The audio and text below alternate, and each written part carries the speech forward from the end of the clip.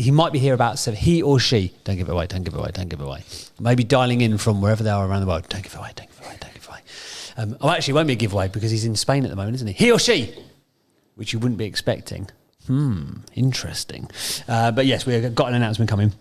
But what we're going to have until our guest arrives this morning, because we don't do the weekend rooms anymore, we would love to hear your wins of the week, but with an added bit of Clubhouse Winners Club goodness. We'd love to hear your wins of the week based on something that you've heard this week in this room and that you've already gone on to implement, because we've heard so much great feedback in the last couple of days about people who've taken some of the practical tactics away that Paul shared, or the stuff that we shared in the business workshop yesterday, or the marketing room that Matty and I ran on Tuesday. So we'd love to, or what Lauren and Beju shared about mindset and wellness on Monday. So if you've taken a lesson from this week, if you've taken something out of the content and you are already deploying it and using it in your business, we would love to hear from you. And if you come up to share, please be aware that you will be asked for your favourite Christmas song, so we can play that as well. Because Captain Miserable is a little bit busy, so it's the only time. If he's fully focused and fully present, we don't get to play games. We have to stick to the structure. Yes, there's a production format, guys. Come on, guys. There's a production format. But he's busy building something right now. He's link treeing. He's landing paging. You can hear him. Listen to him tapping away in the background. Listen. Oh, he's like a computer rat, isn't he? Tapping away. I don't know if there's going to be a fist coming sideways in a minute. Depends how many amuse-bouches he had last night.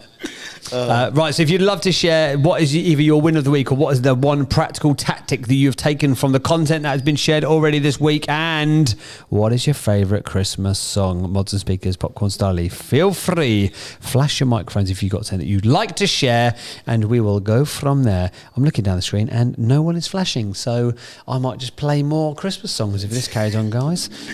What's been your favourite day of content this week, Ashley Shipman? He can't remember what he done. He can't remember what he done yesterday. I think it was Wednesday. I think it was Wednesday, was it? Yeah, it was Wednesday. So nothing tactical, nothing specific, just like Wednesday. No, because it was Paul. I had Paul staring at me while he was talking, but he was. Oh, you guys were here, weren't you? Yeah. Oh, yes. But like Paul was right in it, and what I was seeing was like, this is business, and I was like, the inner workings of a madman. That's what you were looking at. That room is mega, though. Actually, that was because one of the big conversations. Obviously, we sort of share with you guys our thinking and our theories as we're testing and pivoting and trying stuff. One of our things was always going to be like, do you know what? If you did like a 2.5 hour show like this is, one voice for 2.5 hours is a bit long. So even if we're going to have people who are like anchor or act as like a lead host, we're going to have other guests. But actually, Paul pretty much just talked at people for 2.5 hours on Wednesday, but it was mega valuable. I had a sore throat afterwards. Yeah, I'm not surprised. Sounds like I've got a sore throat now. Is that still from Wednesday, or is that? Champagne induced. He was like, only had one glass of wine. I had one glass of wine and 15 bottles. 15 bottles of Moët before we got started. Cheers, everybody. It's our party. So yeah, okay. So you liked Wednesday. I thought Wednesday was good. I love that. I always love Matty Wilson's content though. Every time I listen to it, I'm like, well, of course you should be doing that. It makes complete sense, doesn't it? If you've got it's like you should know it. When Matt tells you, it's like he's like, yeah, I know that. Yeah, you do. You just find yourself going, yeah, I've heard of that before, actually. Yeah, funnels and that. Yeah, funnels are wicked, aren't they? What's your favourite Christmas song then, Ashley Shipman, as you've shared? There's no one else is sharing. I don't know. Come on. I think Christmas. I think it's got to be like Driving Home for Christmas. That's one of my favourite ones as well. Driving home for Christmas. I tell you what, one year I think that is like the warm up to Christmas song. That if you are actually also away from your family, that has a whole different meaning. So I used to work up north a lot, and I drove home on Christmas Eve, like really late. I'd done a gig, so I was a cabaret singer in these like rough ass working men's clubs, well glamorous. But we used to do a lot of stuff around Christmas time. We did like oh God, it's so random. We used to go to like this hotel and they do like a dinner dance thing. You know, you can go to like Christmas, like office Christmas parties. They go in, they have like a dance and a band and all that. We were the band that used to play at this hotel, and it was the final night of like 10 nights or something. And I was driving home for Christmas, and I just listened to this song for 2.5 hours driving home from Leeds to London. It was brilliant. So we'll play this in honour of Ashley Shipman, Driving Home for Christmas. Oh, it's so good, isn't it? It made Captain Miserable smile. It melted his frosty heart just a little bit. This brings up. I used to, when I was in the fire brigade, I used to have to work shifts. So you'd work. Oh, of course. You'd often cop it, and you'd work over the Christmas period. So this always used to be. I used to put it on to drive After a home. shift. Yeah, that's nice. I'm driving home for Christmas. More heroic than my story of driving home from a cabaret singing gig. You've been out saving lives and was driving home. Equally important. Definitely not. I was just driving around lost. But I'm sure I live around here somewhere. I'm sure. I've seen this roundabout before. Why are they all so round? It's well confusing. Exactly the same one. It's circle again. To pass the time away. Driving in my car. Driving home for That's made me feel even more Christmassy, that. We are live on YouTube, everybody, so you can you can't click the link at the top because nobody's bloody put it there. Put the link be at the top. rectified, that'd be Put the link rectified in at a the top, minute. Ash. You got one job. Christ. One man, one job. He picked a banger though, didn't he, to be fair? We'll allow it. Sorry, this I got a morning. little bit lost in that bang. Do you want me to send you the link, or you still got it? I've got it. Yeah. but soon there'll be a freeway. Yeah. Get my feet on holy ground. It feels Christmassy in the UK this week as well, doesn't it? It's got, I don't know how you phrase it, bastard cold? Very cold. Very cold. If you're tuned in from maybe our friends the other side of the pond in America, where it's like 85 degrees all year round and won't mean nothing to you, would it? I tell you what, I had a hot Christmas once. I was in Australia. I've had 2 hot Christmases. It's weird. Because they're like, hey, You've had 2. Paul's like, what do you mean 2? Mine's every year. Well, a hot Christmas, no. No, I never go. I'm always at home for Christmas. If Always. do you go away? You go away after, dear? That bit in between. Sometimes in between Christmas and New Year. Yeah, depending how the school holidays fall. Yeah, I quite often do that. Yeah, it just freaked me out. First hot Christmas, because you still watch the Christmas films, and the Australians, they don't all go for like the Christmas lights like we do here. So like, hey mate, do you want a Bogues? It's like 35 degrees. Do you want a Bogues? Hey James, do you want a Bogues? And I'm like, yeah, okay. And they all go for seafood over there as well. They're like, oh, do you want? What are you going to have for your seafood platter before we start? I'm like, we're having turkey. Like, oh yeah, but that's later. Why would you have stuff before Christmas? It don't make no sense. I've always my kids watch a program called Bondi Rescue. Ever seen that? No. It's on one of the, one of those unimportant TV stations on Sky. You've got How very dare you? I know, yeah. you know what I mean. You Oh, is it you like a keep- documentary? Yeah, one? you keep scrolling down, scrolling yeah. down. You eventually get it. The kids watch it. It's about lifeguards. UK travel plus 3. Yeah, it's like about lifeguards saving people on Bondi Beach. Yes. But they always. Who's got their phone turned up? Is that you, Ashley? Turn your volume down. There's an echo. But it was Absolute it denial. was. Don't lie, Shipman. But they always make a big deal about how Bondi Beach is sort of really busy on Christmas Day. When you watch it, it always feels a bit strange. Like Christmas to me has to be cold. Yeah, it is bizarre. It is very bizarre. It just doesn't work because you're watching the same, and all like the Christmas cards have got like pictures of snow on, and it's like, huh? And they're playing the songs in the because obviously it's very like British led. The Australian culture is very That's British. Commonwealth, led. isn't it? Yeah.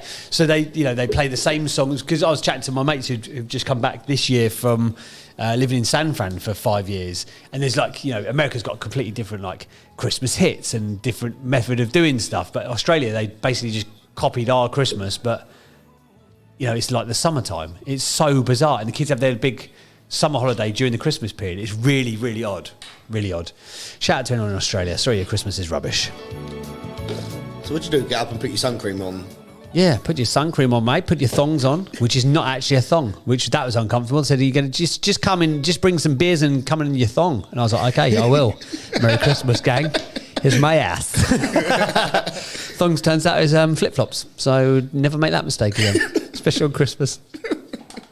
I can see the appeal of going for a surf on Christmas though. That'd be kind of cool. I didn't. I was just like hot in like suburbia in Melbourne. I was like, well, this is just odd. What are we doing here?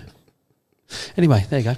I went to see Michael Bublé once around Christmas. That was brilliant. What did you do? Yeah, I think I have, Go to actually. his house or? No, he came for an amuse-bouche. No, do you know what I would say? He had the private chef in and Bublé as the cabaret If singer. anybody's seen Michael Bublé live, it was one of the best music concerts I've ever been to. He's very good. And it was unexpected because I was tagged along to go. Like I was like, yeah, okay, here we go. Yeah, I can imagine that attitude. Just go along with it, basically. So we turned up, and it was one of the best things I've ever seen. Like the guy captivates the crowd. Like Oh, he I've does. Never He seen. has them. Was you on your feet? I was dancing a little bit. The hips were shaking, which is very unusual. Yeah, it was really good. He captivated the crowd. Yeah. But all round entertainer from like a bit of comedy. Yeah. A bit Good like you, banter. but a lot better. Yeah. I would say that. Yeah, I would have that. Shit Bublé. I used to be a Bublé tribute act in 09 Appa. But a bit of comedy, a bit of just really good. Somehow he walks that line which very few people can walk, where he's a megastar and you can imagine going to the pub with him at the same time. Like you can imagine him being your pal, and straight away he hits you like with like a big song. Dun. Dun dun dun dun dun dun dun dun. Dun, dun, dun, Ashley's dun, like, dun, what dun, are you dun, two dun, doing? dun, dun. It's always the same song. No! You're like, yes, Bublé, go on then. And then at the end, he just has like a little bit of banter, and he always gets somebody to sing. Yes, get someone up. But I'm not being funny. Staged. Most of the time, these people can sing. Like when I was there, it was like a 13-year-old kid, and that kid could sing. Yeah. And he's like, oh my God, Mum, he can sing. I'm like, I've seen It's this probably the same thing. 13-year-old kid that tours around. Yeah. He's actually the support artist. He always has good support artists though, Bublé. So I know we've gone off on a Bublé tangent. Hashtag Bublé fan club. Who did you see when you saw him? Did you see? No, because I think we Naturally must have gone for a meal or something first, so we didn't course you see. did. We didn't see. You just got choppered in at the time when the stadium roof opened. It was some Ladies and sort of gentlemen, Michael Bublé and Paul Apple Crumble. It was some sort of rock band, like American soft rock, pop rock type stuff. I think. Okay. I've seen him twice, and the first time he had a band called Naturally Seven, and they only use their voices, like beatbox and vocal harmony. It was so good. Anyway, that's an aside. So having had that conversation, we probably should play a little bit of this. Come on, now it's Christmas. There's a reason why we're playing Christmas songs, guys. Christmas is coming to the Winners' Club. Christmas is coming to London. Christmas is coming to Leicester Square. Don't say anymore.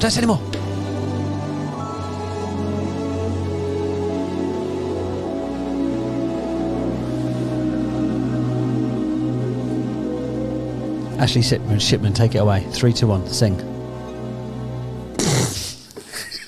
It's beginning to look a lot like Christmas It's like a warm blanket, isn't it? everywhere you go. I love it because I get to see Paul just Take a look smiling. at the 5 and 10. It's not very often, is it? That's quite warm. Once again, with candy canes and silver lanes that glow. It freaks me out though when Paul smiles. You know, like a baddie in a film, you're like, something bad's going to happen here. Yeah. Don't really see it. Like everyone in that restaurant's going to get killed in a minute. That person shouldn't be smiling. Yeah, what's going on here? Sinister. The sinister smile. It's like what? It's like the Grinch. Yeah, that is it. The smile ain't the smile that you think the smile is.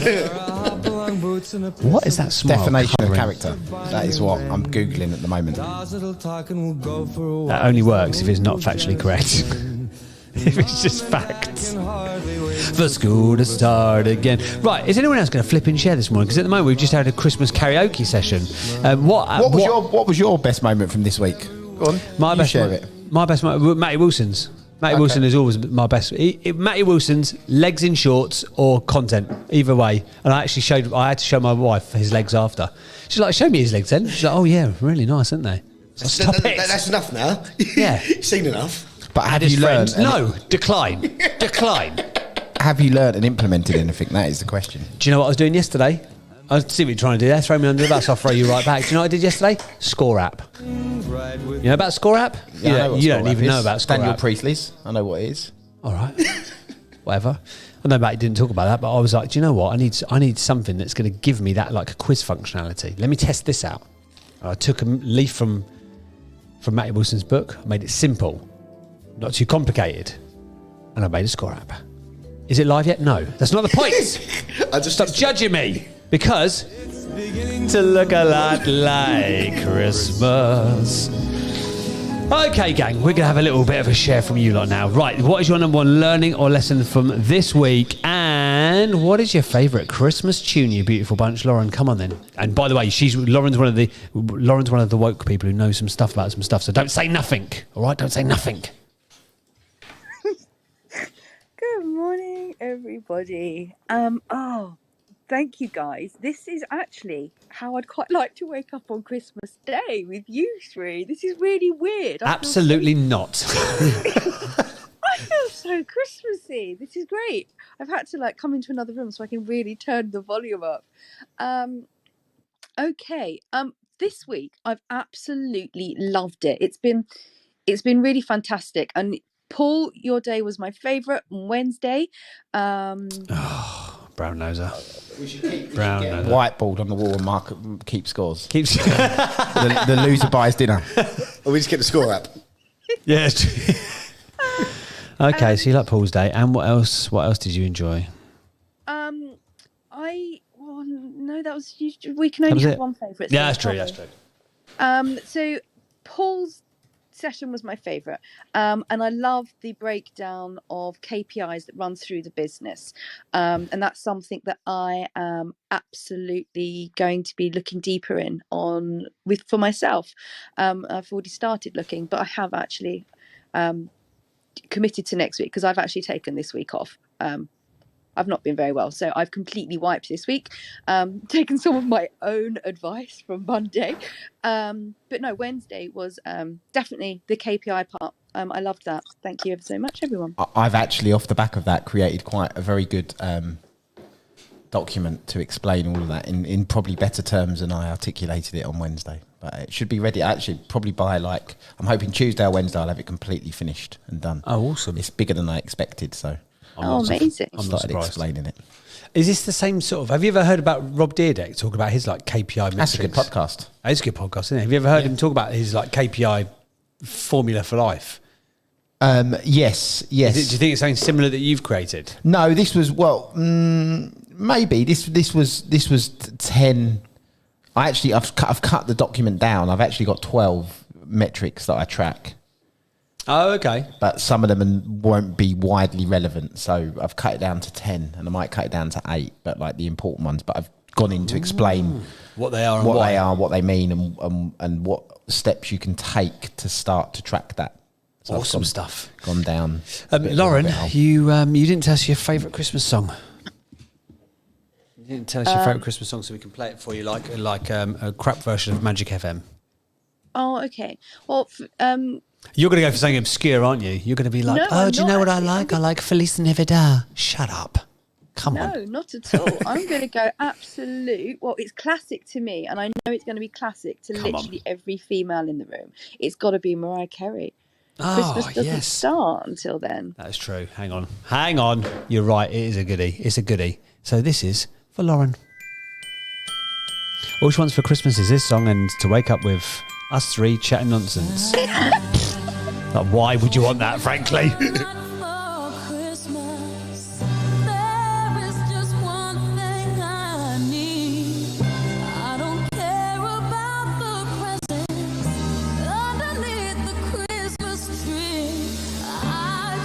If anyone's feeling brave enough to sing along, you are welcome to unmute as long as you can hit the notes. So I reckon that's probably just a crowd of one. That's probably just Iffy, frankly. Oh, maybe Melissa, actually. She's got some pipes, isn't she?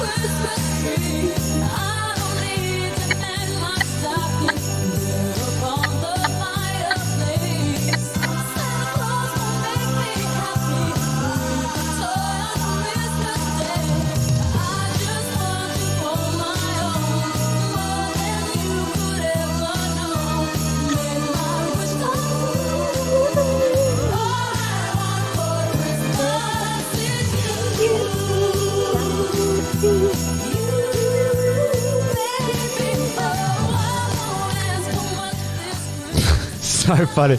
Captain Miserable's kicked in because we're trying to make sure that the content works on multiple platforms. So he just looked at it. Is this good listener experience outside of this app? And I was like, fair enough. I'm still going to do it though. He's busy. This is. I tell you why though. There is a serious reason why. he's worried about that kind of stuff because Paul Apple Crumble has worked out there's a way to turn this content into a live radio feed around the world. So we can actually, version 2 of the Winners Club app is going to have its own flipping radio station. Can't believe it. Big news coming later on this morning, gang. There is a reason why we're playing so much Christmassy good vibes this morning. It's not just because it sounds good, even though it does just sound good.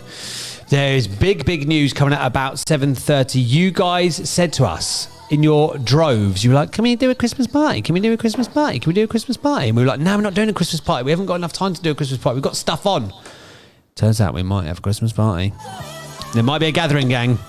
An official Winners Club gathering. If you're listening around the world, if you're in the States, Kimberly King, Ashley, Pauline, Yen, obviously, you guys might have to get a flight for this one. I can only apologise, but we're going to give you enough notice. Fingers crossed, you can be you can be here as well. We might be giving you 13 days' notice. On the 13th day of Christmas, my true love gave to me a reason to go to London Tan. Oh, actually, given the COVID regulations, probably better not to come over here, to be honest. But we've got an event coming, and we're going to tell you all about it at 7:30 this morning. All I want for Christmas. Who can hit that high note? Come on, someone's got to be able to hit that high note. Come on, Iffy Thomas. I know you're listening. Might be a bit early doors for it. I can't hit that high note. I really can't. I can't. I thought I could. Thought I could. Turns out I can't. I've just woken all the kids up. Thanks for that, Winners Club. You bunch of idiots. Right, who else has learned something this week? Or who else's favourite content came from this week and they've implemented it into their day-to-day life and business? We go, Nichelle, what have you taken from this week, my friend? Aloha. So Wednesday was epic. Paul's section.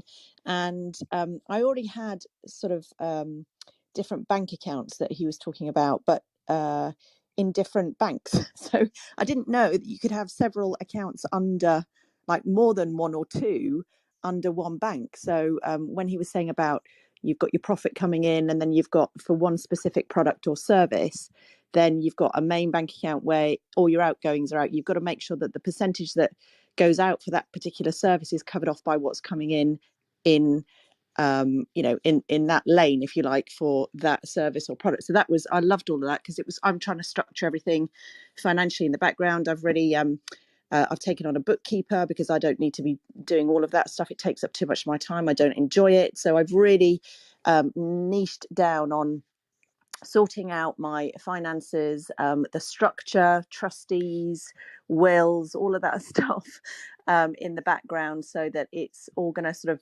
systems and processes for my finances.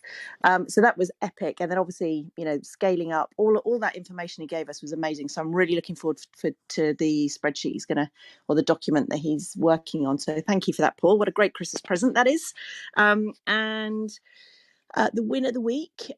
So I'm going to not make it businessy, but I would say that my middle son, who's sort of been a bit sort of down quite a lot, pulled out of school, sat in his bedroom for weeks and weeks trying to get a job, went to Kickstarter, had a really bad experience at the job centre. They made him feel like a numpty. It was really bad. I mean, I know that's not every job centre, but it wasn't a good experience. Somebody there needs a bit of a lesson in communication and people management. And then last Friday he went for 3 job interviews and he did it all by himself. He's only 18. I say only. And he's got a sales job that starts in January for 22 grand a year, and it's commissions up to 30, and it's a really small company. They are going to mentor him, and then he went for a part-time job at Bill's in Farnham. He got that at £9.50 an hour, people, for anyone who's got teenagers. And then he was offered an internship with an estate agency, which he's got in the back pocket sort of thing. So it was a real win for me because he's done all of this himself, and he's like a different kid, and he's dyslexic and he's ADD. And here's another win. he has never wanted to read a book in his life. And when he got that job, he was like, right, Mum, I think I need to start learning stuff. I'm going to start reading half an hour every day. I was like, holy moly. Because, you know, as parents, you can say these things to your kids. You've got to read this book. You've got to read that book. I've got a plethora of, you know, self-development books in my library. And he was like, nah, not interested. But as soon as something kicks inside and it resonates, he's made that connection. And it's like, that is such an amazing win. So yeah, so that I'm really, really like buzzing. That I don't need any Christmas presents. That's amazing too. And then my Christmas song. Ooh, James, are you ready? I would say I'm going to leave that one for Melissa because she knows, she's already mentioned it in the back channel.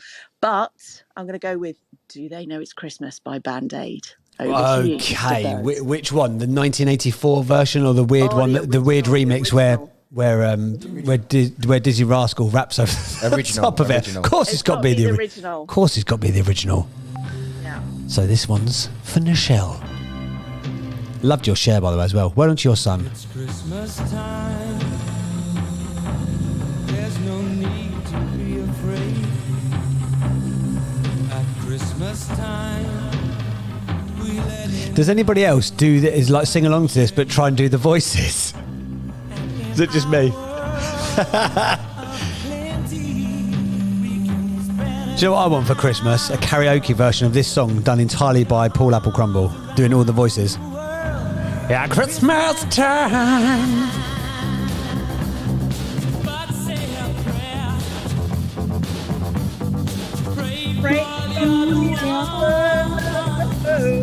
At Christmas time, it's fun, but when you're having fun, there's no world outside your window, and it's a world of dread and fear, where the only water flowing is the bitter sting of tears, and the Christmas bells that ring there.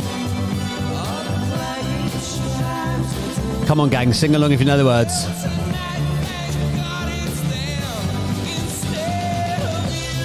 That's the bit everyone does drunk at the Christmas party, isn't it? In the voice.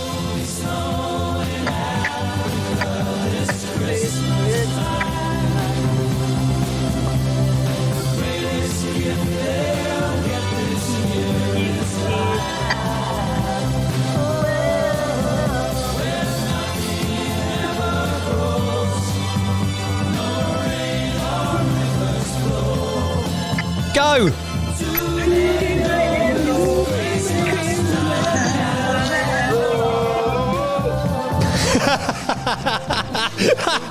Captain Miserable has got uber miserable. He's furious. He's turned into Admiral Anger. Captain Miserable has left the building and Admiral Anger is now here. Oh, you would have hated the day when me and Ash did this for an entire 2.5 hours we did it for. And we love that he's actually leaving the room. Can I have one? I'll have an Americano with a shot of espresso in it, please. Thanks. I call it the rocket fueler. Cheers, mate. Paul was like, who's making the coffees this morning? Can you make me a pint of... Ashley doesn't need a coffee because he came in with his own Costa coffee. He does every week, doesn't he? He does every week. I think he's asked us once if we wanted it in 9 months. Does Ashley know it's coffee time? Right, let's get some more shares of stuff that you guys have taken away from this week and implemented, or your win of the week. I don't think anyone's going to beat Michelle's win of the week, do they? Alison's had a win of the week. I don't. Yeah, it's private at the moment, but I know she's had a few wins. We can't talk about it then if it's private, can we? Or can we? Alison, will you reveal your secrets to us? That sounded weird. I can reveal not all of it, but it's related to the room. So.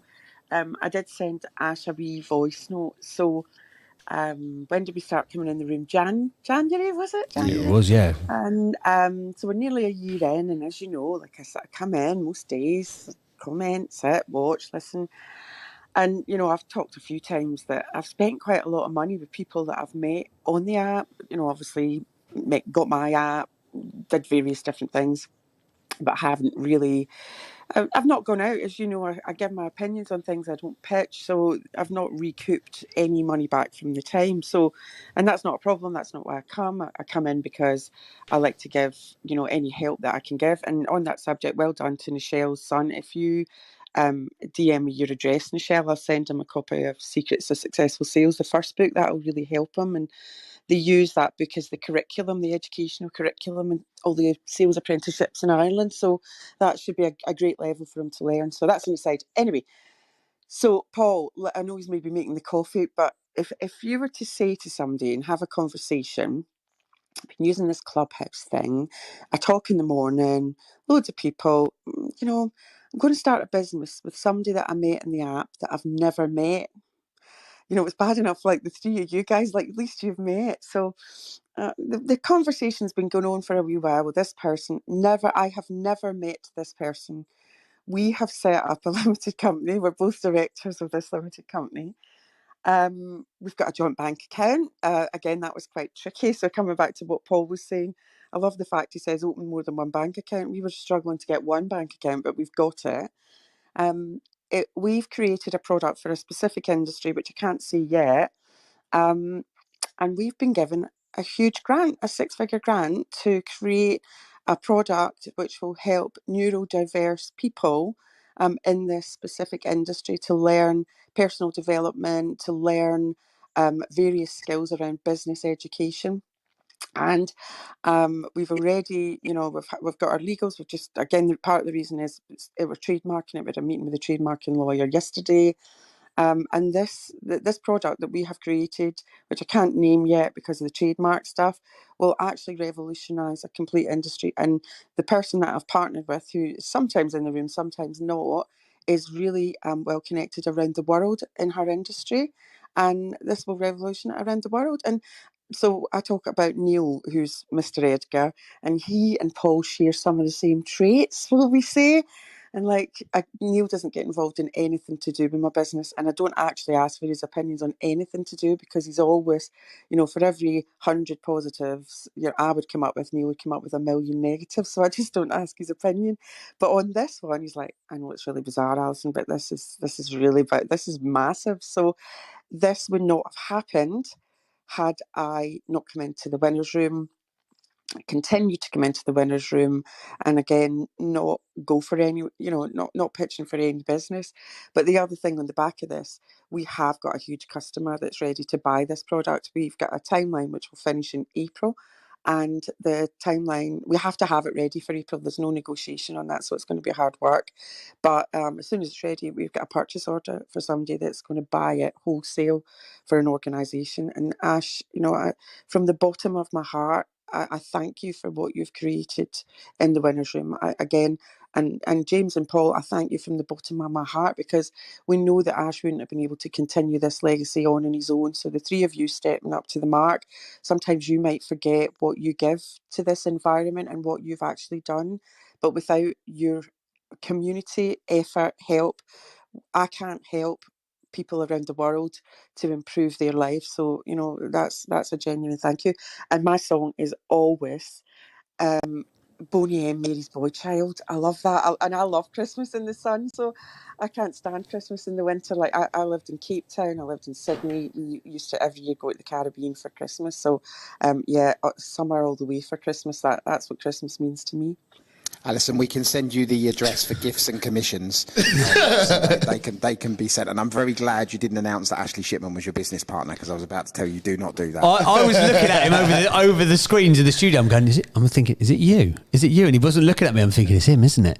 He's done a sly backhand deal with an MBE. We come as free now, so you get free for the price of one. Well, congratulations, Alison. Sincerely, the fact that you've gone out and got that grant and you can help so many people, and you've already got that purchase order and you're actually building something, makes us very, very happy. And actually, to thank you for the kind words about this community. But it's this sort of stuff that actually makes it worth doing, because these cold December mornings when you leave your bed at 4:58 in the morning to get to the studio for 6:30, like, what the flipping heck is the point of this? And it turns out it might be because of people like you.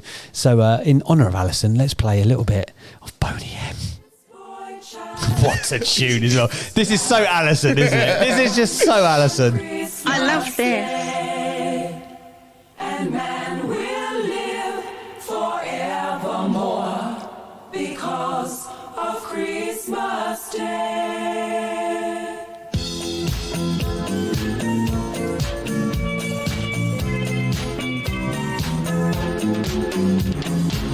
Long time ago in Bethlehem, so the Holy Bible said, Mary's boy child, Jesus Christ, was born on Christmas Day. Hark now, hear the angels sing, a king was born today, and man will live forevermore because of Christmas Day. Mary's boy child, Jesus Christ, was born on Christmas Day. A shepherd's watch. What a great tune. Did anyone hear someone slamming their phone down then? That was not Ashley Shipman. For once, it wasn't Ashley slamming his phone about in the studio. Do you know what? After today, this is the last live show we're doing from this studio as it is at the moment. You know that? Oh, yeah. It's being ripped out after today. But the new desk is going to have fabric. Oh, is it? In certain sections, so it stops that from happening. We'll see. Yeah, I just don't want to spill my drink there. Well, is this going to be ready? The new things will be done for... Oh, no, we're shifting to the... We're going to the Studio old B. studio for a couple of weeks. Whilst the Did you know refurbishment that takes this was place. happening? I don't even question anything no more. So Paul couldn't find the exact desk that he wanted. So his solution was, so he's got a handyman who's very handy actually, isn't he? He's one of them multi-trade craftsmen who works in the office Is block. this like the situation with this table? It was in the meeting room. It shrunk, been cut down to size, now fixed. This is going to go up a different level. So Matt, the handyman, or the multi-trade crafter, has been tasked with the task of creating a bespoke studio quality desk, which would normally cost around £5,000 or £6,000 and would normally take about 12 weeks to build, and is a very specialist thing. Only like certain companies in the world do it. But Paul's gone, I can't find what I need. We'll build it. So we're going to build it. So I've there's sketched it out. I've sketched it. I've got measurements. We're in. Where's the napkin? Where is that napkin? It's in my notebook. Actually, this week I drew it up on CAD. So I drew it. Actually, drew it. Oh, got the did tape he? measure out. Took some measurements. This is going to be mega. Well, wait, what could possibly What's go your wrong? handyman say? LEDs built into it and all sorts. Did he? Oh, is it? Did he smile or did he have a look of fear when you showed him? No, Matt's known me well enough. He likes a challenge, Matt, doesn't he? Yeah, Matt's known me well enough. He don't mind a challenge. Right, we are going to be announcing something big at 7:30. So in about 15 minutes' time, we're going to be announcing something very, very big, which we are very excited to be bringing you guys. Again, this community has been driven by what you guys want and need. We don't ever profess to be the experts and have the opinions of, we know what everybody wants. But so we normally just crowdsource it from you guys. We say, what is it that you actually want? What is it that you need? What content do you want? And again, at the end of the year, we suspected this might happen. We had so many people like, oh, it'd be great to do a gathering. Oh, it'd be great to get together. It'd be great to sing officially as part of the Winners Club, like an official Winners Club gathering. Because we got together at EMC and it was so practical and tactical. And, it was a good vibe. But we were like, we can't just get together for the sake of getting together. There has to be a purpose to it. There has to be. Our whole remit, our whole brand is built around tangible, actionable, usable content. It's like, well, we can't just get together and have a few drinks. It would be nice to do that with everyone. It'd be nice to meet everyone face to face. But we can't really do it unless there's a purpose. We have found a purpose. We are flying in a purpose. We have created a purpose. So on the 16th of December, save the date in your diary. All will be revealed in about 15 minutes time. If you can get to central London, and when we mean like central, like the West End, like Leicester Square in London, you need to be there. We are putting something on for you guys. You guys asked, we listened, and we've landed quite an exciting proposition. It's more than just a Christmas party. It's more than just a gathering. This is an event. We've landed Captain Miserable all night to be happy. Please note, there's no guarantee that he will be happy all night. But if he's not on the night, we will be offering refunds, and I expect we'll probably have a 50-50 handing back of people's cash if they're only turning up to see Captain Miserable happy. Actually, no. When he gets in a room, If he's forced to be around people, he's actually all right, isn't he? Do you remember EMC? My favourite moment of this year was when somebody walked up to Captain Miserable and asked him, in all seriousness, for an autograph. There's a and picture he of did me. not know where. There's a picture of Ash. I'm looking at him like, it was like made my year. I'm looking at the situation like, and looking at Paul like just in love because of what someone done to him. I'm like, that is. Oh, that weekend as well. There was also the time when Paul had been, because he had just started PT, do you remember? So he was like on the training, so he got into lift sweaty, and for some reason it went down and then came back up, so that everyone else who just walked out the conference and ended up in a lift with Paul in his Super sweaty. Yeah. Super It was sweaty. brilliant. Big news on that, by the way. My visceral fat's gone down to 9. 9. Yeah, What did it so- start off at? 13. Oh, that's good, So, yeah, isn't it was it? good. It was good. That was like the one marker I wanted to shift, so I was worried about that. There you go. So yeah, Congratulations. Went down as of Tuesday. That's good. Well, does it drop like 4 at a time? No, it's been dropping, but it's the hardest one to shift. So your body fat will move. That's the fat around your organs, isn't it? The visceral but fat. it takes, yeah, that's that's the one that dangerous takes a long time to shift. That's So good it's to gone- get it's that gone down by down. 4 in what, 3 months? 12 weeks, yeah, 12 That's good weeks. going. That is. How much weight have you lost? You look like you've A lost a lot. stone. That's decent, isn't it? Yeah, stone. And then Did you train yesterday? You burnt off. You got rid of 6 pounds in sweat. He killed me yesterday. He turned up angry, didn't he? Yesterday. Honestly, that was the worst one I've ever had. It killed me. You can't be miserable to your PA. Oh, There was a number. Well, there was a number of there was a number of factors. Now I wasn't miserable, but there was a number of factors that contributed towards him actually like destroying me to a point where I actually had to stop. My watch was flashing. I've got this Garmin watch, and it was flashing red. My heartbeat was peaking at 182 beats a minute, and I said, like, look, my watch is about to explode.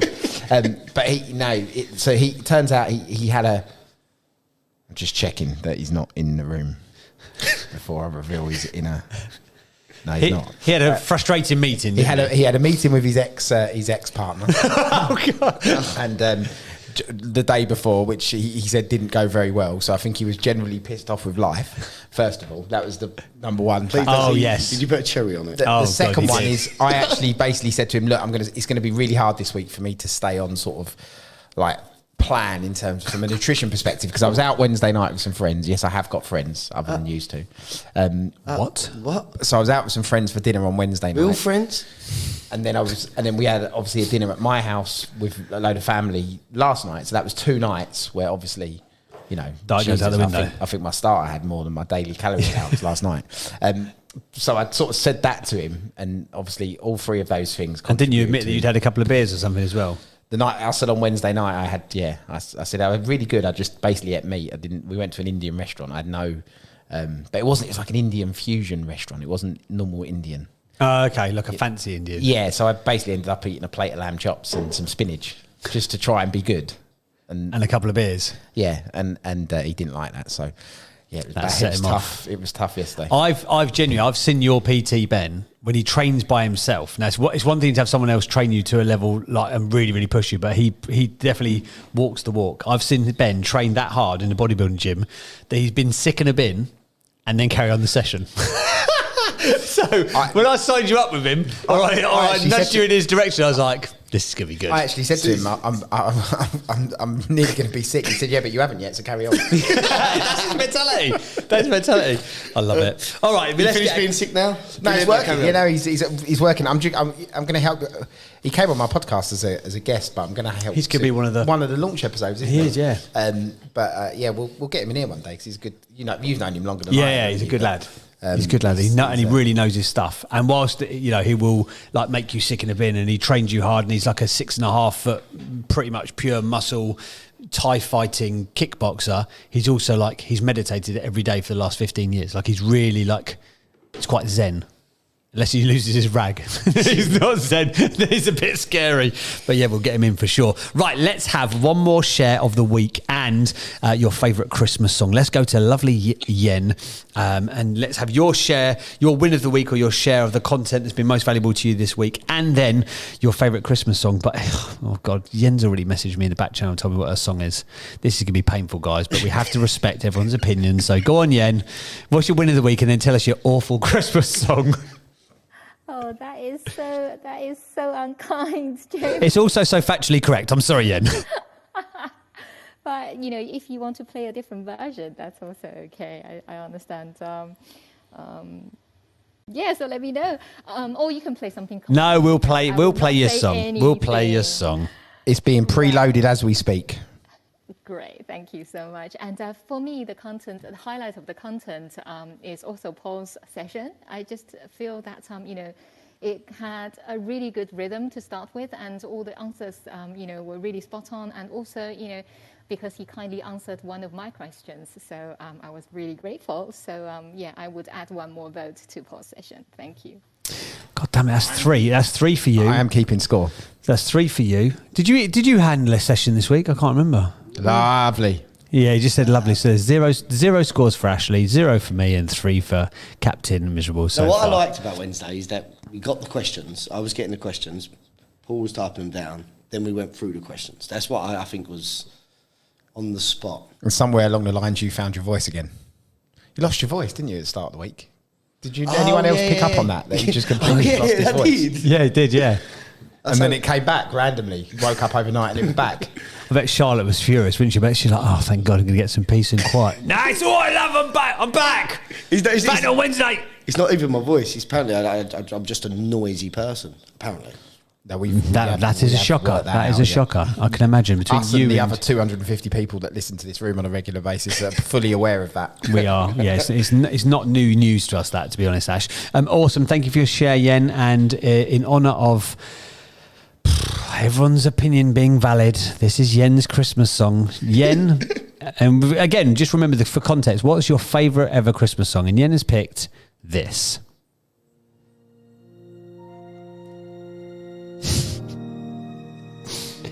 Did you ever think you'd be listening to Susan Boyle this morning? No, neither did I. But we are, guys. Deal with it. I can't even do it. Turn it off. In the sky, a tiny star lights our way up high. What a voice, though, by the way. Not really? Yeah. Oh, God. It's making Paul smile, so please just I will endure the pain of this song. I would drive home listening to this. I suggest you do then. Get your keys, get your coat. Oh no, it's your office, we better not. It's a duet with Johnny Mathis. Hang on a second, this is taking a turn for the better. Winds of change whisper in the trees, and the walls of doubt crumble, tossed and torn. This comes to pass when Ashley Shipman was born. What we should do, just for context, Ashley has left the studio for a minute, okay. And we're gonna play a little. I'm still here. No, we're gonna play a little game. The listeners are gonna have to guess when Ashley comes back in. So at the point when you feel like Ashley has just come in, you have permission to just unmic and call out Ashley, okay? So we'll play a game to see if they can spot the noise as much as we can. In this noise-cancelled high-end studio that has been soundproof so that realistically not much sound should get heard. Yeah. Good. Okay, good game. I like it. So we'll play the game. When Ashley comes in the studio, you have permission. We don't usually like this, people unmicing and just saying something because it ruins the flow. But you do have permission to just unmic and shout Ashley. And when you think he's turned up. When you think he's turned up. I don't know what the prize could be. I don't know. A 15-minute phone call with Ashley Shipman. Oh, no, that's right. Everyone's already had one of them. Every single person. I didn't expect them to be harmonising as well. This is...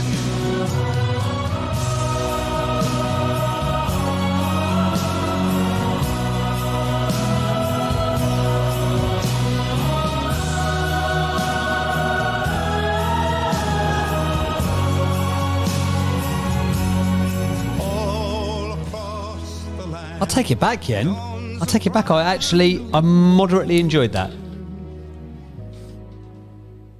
I'm glad.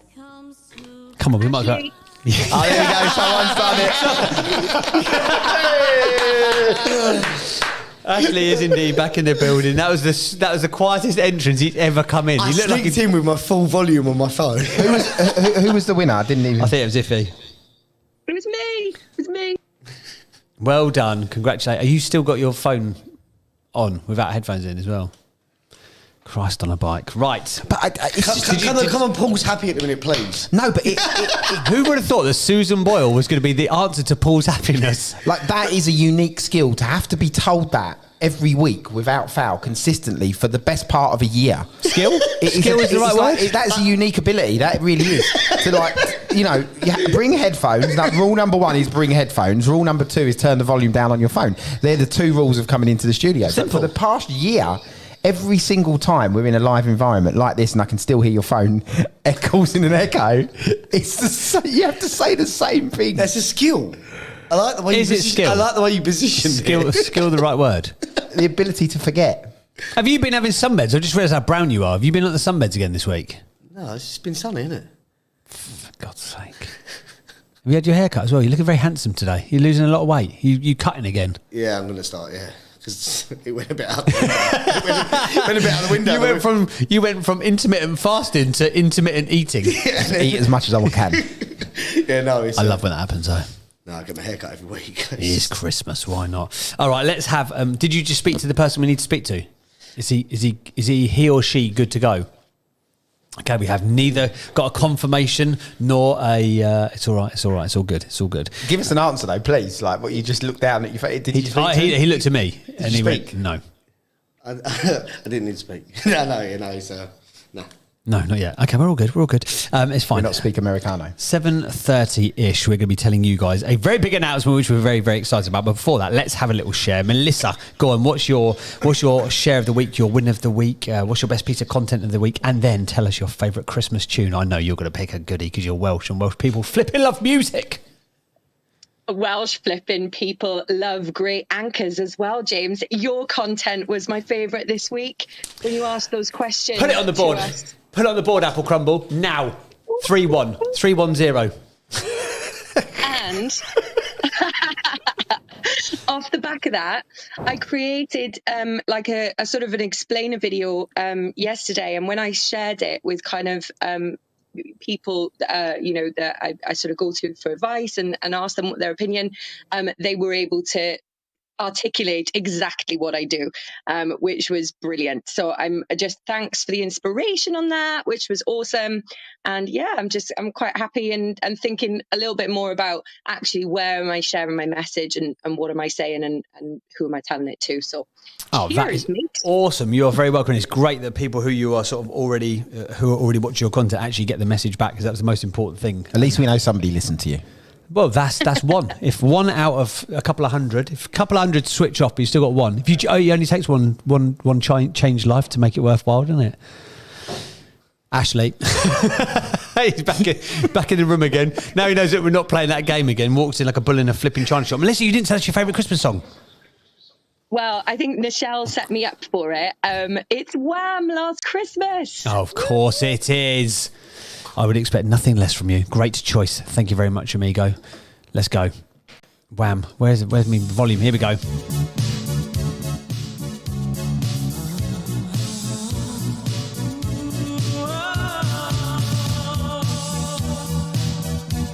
Big announcement coming next after this.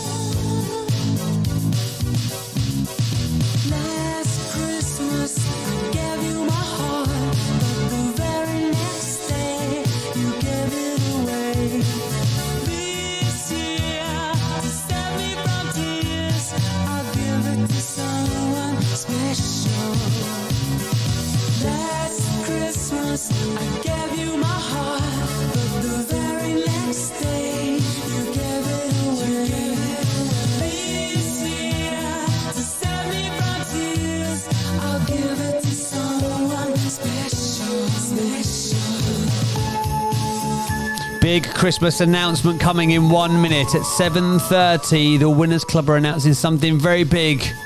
Think of it as our Christmas gift for your mindset.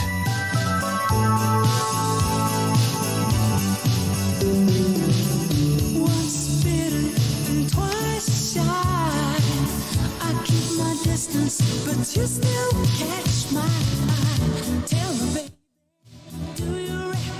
just bear with us a little bit if you're in the room on stage. We're just going to do a bit of reshuffling around the stage. Think of it like moving your Christmas decorations around on the Christmas tree. That's what we're doing at the moment. And yeah, we're just moving around and bringing the ball that we want to the top. I wonder where that analogy was going to go. As I was saying it, I was like, how is this going to play out? Imagine that Ryan Nurse is your Christmas fairy. We've taken him off the top of the tree and we're putting him down the bottom, near where the dog can get at him. Then we'll put him back up near the top again in a minute. Rearranging the lights.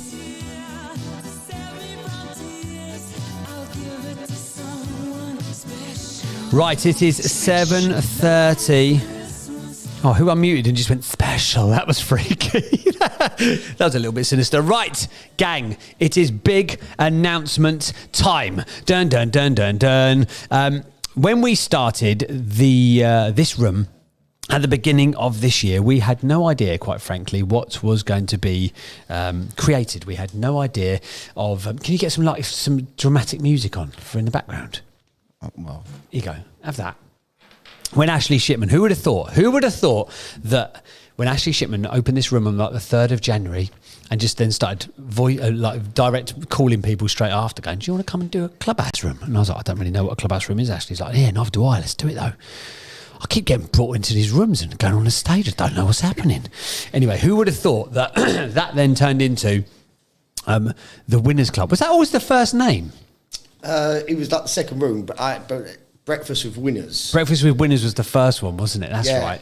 And then... because the American gang had done Breakfast with Champions, but there was nothing before that, was there? Because it was like really early in the morning. You were like, oh, let's do something before that leads in, because we would like hand over to Glenn and the gang, wouldn't we? That's right, yeah. So when Ashley started this room, and a lot of people will remember this, this was just done for... just for the sake of it, frankly. No one knew what this app was going to turn into, but very, very quickly we spotted that actually, do you know what? There's a real demand and a pent-up demand, because we were all still locked down at that point, wasn't it, for great content delivered on a consistent, persistent basis. So that's exactly what this club has all been about. Now, obviously, it's evolved and it's changed and it's pivoted throughout the year.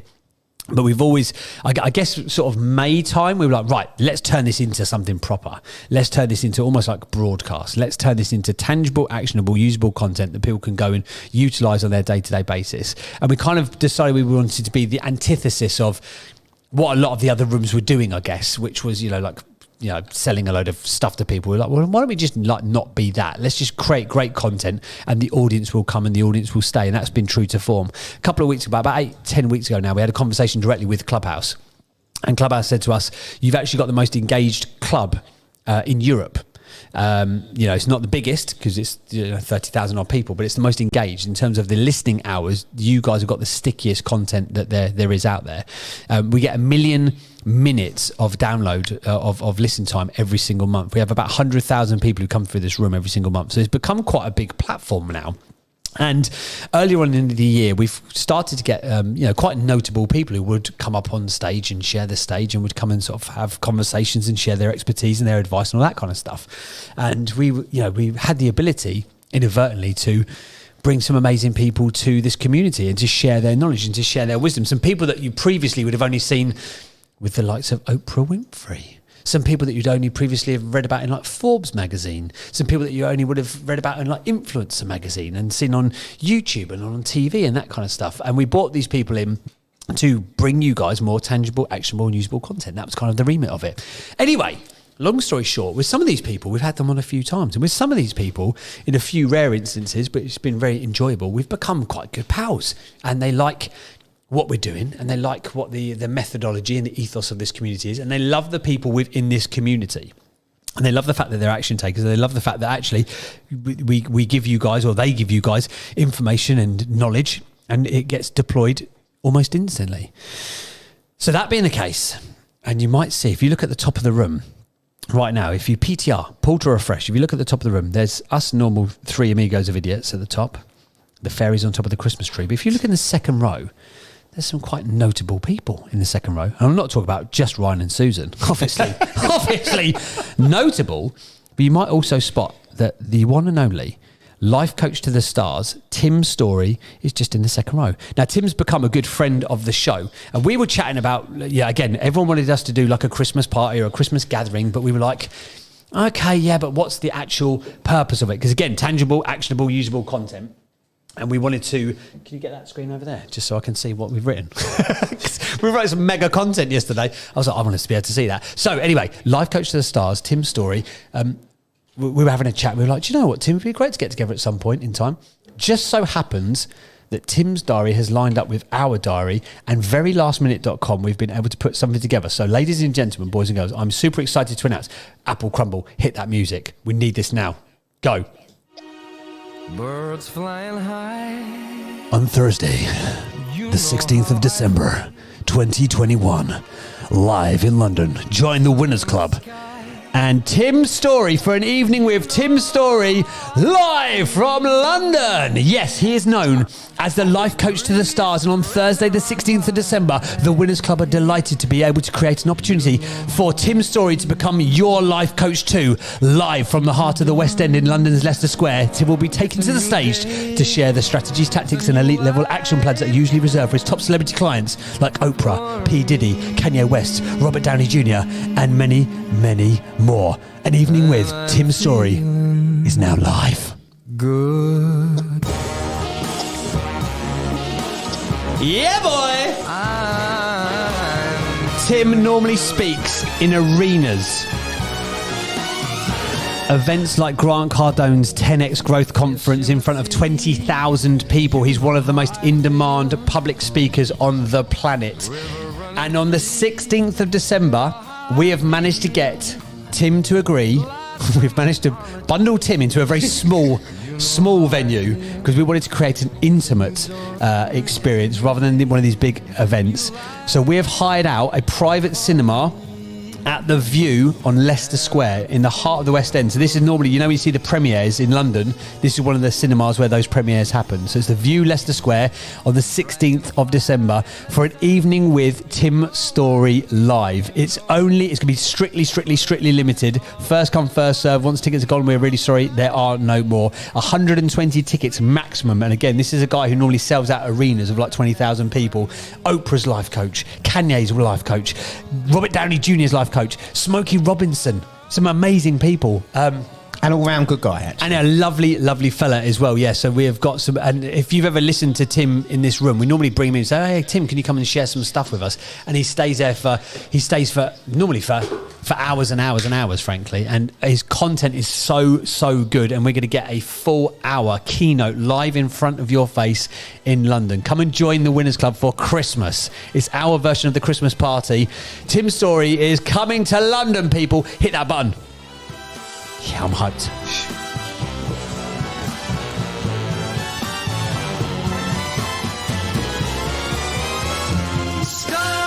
So it's going to be a powerful hour of content exclusive to the Winners Club from Tim, and then there's also going to be panel Q&A after as well. Plus, for a super limited number of people, 27 people. Oh no, we've already got rid of some tickets, haven't we? For less than 20 people now, there is a VIP option as well, so you can do a meet and greet with Tim after as well. So Golden Circle and Platinum ticket holders join us for Christmas after show drinks reception as well. Live from the View Cinema, Leicester Square. Click the link if you want to be there. It's at the top of the room right now.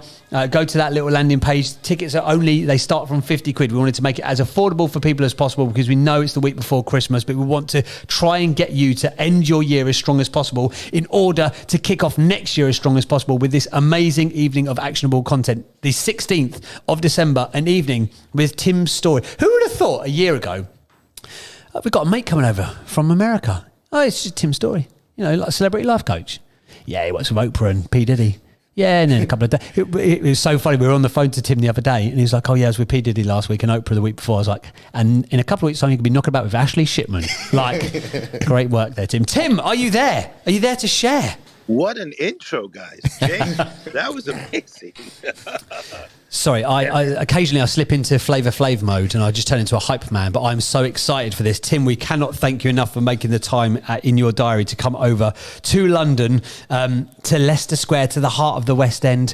Are you excited for this, Tim? Are you as excited as we are? I am so excited.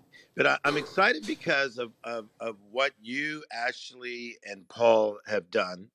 And as you said, a lot of times I get on your guys' platform just to listen because the content is so good. but this night is going to be magical. And, you know, we obviously have been going through a pandemic. A lot of people have been through a lot of things, but I'm going to talk about New Year, New You. But I'm really serious. New Year, New You. If you guys believe that big things can happen next year, flash your mics. If you believe that big things can still happen next year, flash your mics. Look at everybody flashing their mics, okay? So could you imagine this kind of gathering of amazing human beings getting together? But why have we limited it to 120? You guys are exactly right. You know, right before the pandemic, I had 37,000 in Las Vegas, but we're down to 120 people.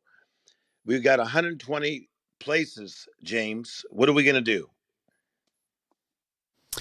Well, we're going to do it first come, first served. And we're going to, I guess, have Ashley Shipman will have to act as a small bodyguard and bash people away at the door with a stick.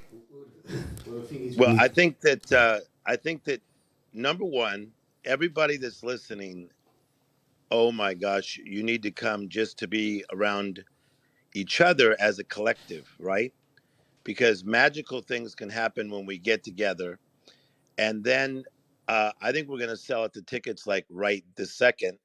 I already have about 30 of my friends that are in the entertainment business or other types of business that are trying to get in. But I talked to you guys the other day. I'm holding off on some of my buddies until we get people on your platform that have been listening to you guys almost every single day to be part of this. So I'm going to be talking about different, better, more magical. Different means unique, unlike, original. Isn't it time to release your unique, unlike, original self? It's going to be so good. I'm going to talk, and then we're going to do a Q&A. And Ashley's going to show up. Paul's going to show up. James, you're even coming, right, James? I'm going to be there. I can't wait. I've even got a babysitter. My wife's coming as well. She don't like going anywhere with me. I've said, Tim Story, come meet Tim Story. She's like, oh, all right, I'll come and meet Tim Story. I'm not interested in a night out with you, mate, but I'll come and meet Tim. So yeah, we're there as a family. Yeah, but I'm coming as a family member, and you guys know my style. I'm laid back. I feel like the good things that life is giving me is like a gift, and I think that life is using me to help people. I told you guys the other day, I'm about to be on Good Morning America in January 7th. And why do they put me on these shows that Good Morning America averages 10 million viewers in the morning? Why are they calling for Tim Story on these shows? Is because I've worked hard. And I believe that I have answers to some tough questions. And a lot of you guys have questions about your life, where you are, where you've been, where you're going. And we're going to deal with these things one-on-one. So, James, how do they get their tickets at such a fair price? That's a very fair price you're giving people. But how do they get their tickets? So the best way to get them is to click the link at the top of the screen right now. So if you're listening in on Clubhouse, and if you're quite new, we've got quite a few newbies in this morning, they call it PTR. So pull to refresh, stick your finger on the screen, pull it down, and then look at the top of the screen. There's a link at the top of the screen which bounces you straight out to a link which says An Evening with Tim Story, and that's where you can grab your tickets. And as we mentioned, they are strictly limited. We've seen lots and lots I've already sold this morning, to be fair, which is amazing. So get them before it's too late, because we really haven't got the capacity for any more than 120 people. We've got the biggest screen that we could at very short notice. As you can imagine, when Tim was like, my diary's going to line up, if your diary's going to line up, we worked around the, well, I said we worked around the clock. Paul looks livid. One of us did, and two of us watched on from the sidelines. I was very, very supportive of your hard work, though. You did say well done, by the way. So both of you at various points over the last couple of days. So well done. Last week we went to Tottenham Hotspur Stadium. If you saw me and Paul were there last week, that was for this event. And this was when we had the first inkling. That was hard for me just to watch. That was actually broke into a sweat watching. But we had the word out with about 100 venues in the end. Everything was booked up for Christmas and Christmas parties, and we're like, I don't know if it's going to work out. And then the View Cinema came back and said, well, we've got one option. How does Leicester Square sound? And we were like, what? The place that does all the premieres? That sounds pretty good to us. We've booked out a private cinema, private bar as well, private entrance. So where you see all the film stars coming in on Leicester Square on premiere night, that's where you guys are going to be walking in for this exclusive evening. But as I say, there is only 120. Another 4 have just gone. Literally, they'll just look at the screen. Another 4 have just gone now. So yeah, click the link at the top of the screen right now. An evening with Tim Story. Think about it's the Winners Club Christmas party. So what I would say is get your tickets now before Tim even puts it on his social media. Yeah, we're telling Tim not to put it on his social media. Yeah, so another 2 have just gone. So we said to Tim before, he's like, shall I post out? I was like, can you just hold fire? Because we want to make sure as many people as possible within this community get the opportunity. Another 5 have just gone. I'm not nonsense. This is literally. I feel like I'm on QVC. No, but can I tell you guys something? So as you know, I have over 1 million people just on Instagram alone. Okay, so I reached out to a celebrity, I will not say who it is, who is going back and forth from the UK, and I told her what I was going to do, and she instantly said, she said, "Oh my God," she said, "I got 7 people that have to come." I've got people saying they're buying tickets now for people they know that don't even know they're coming.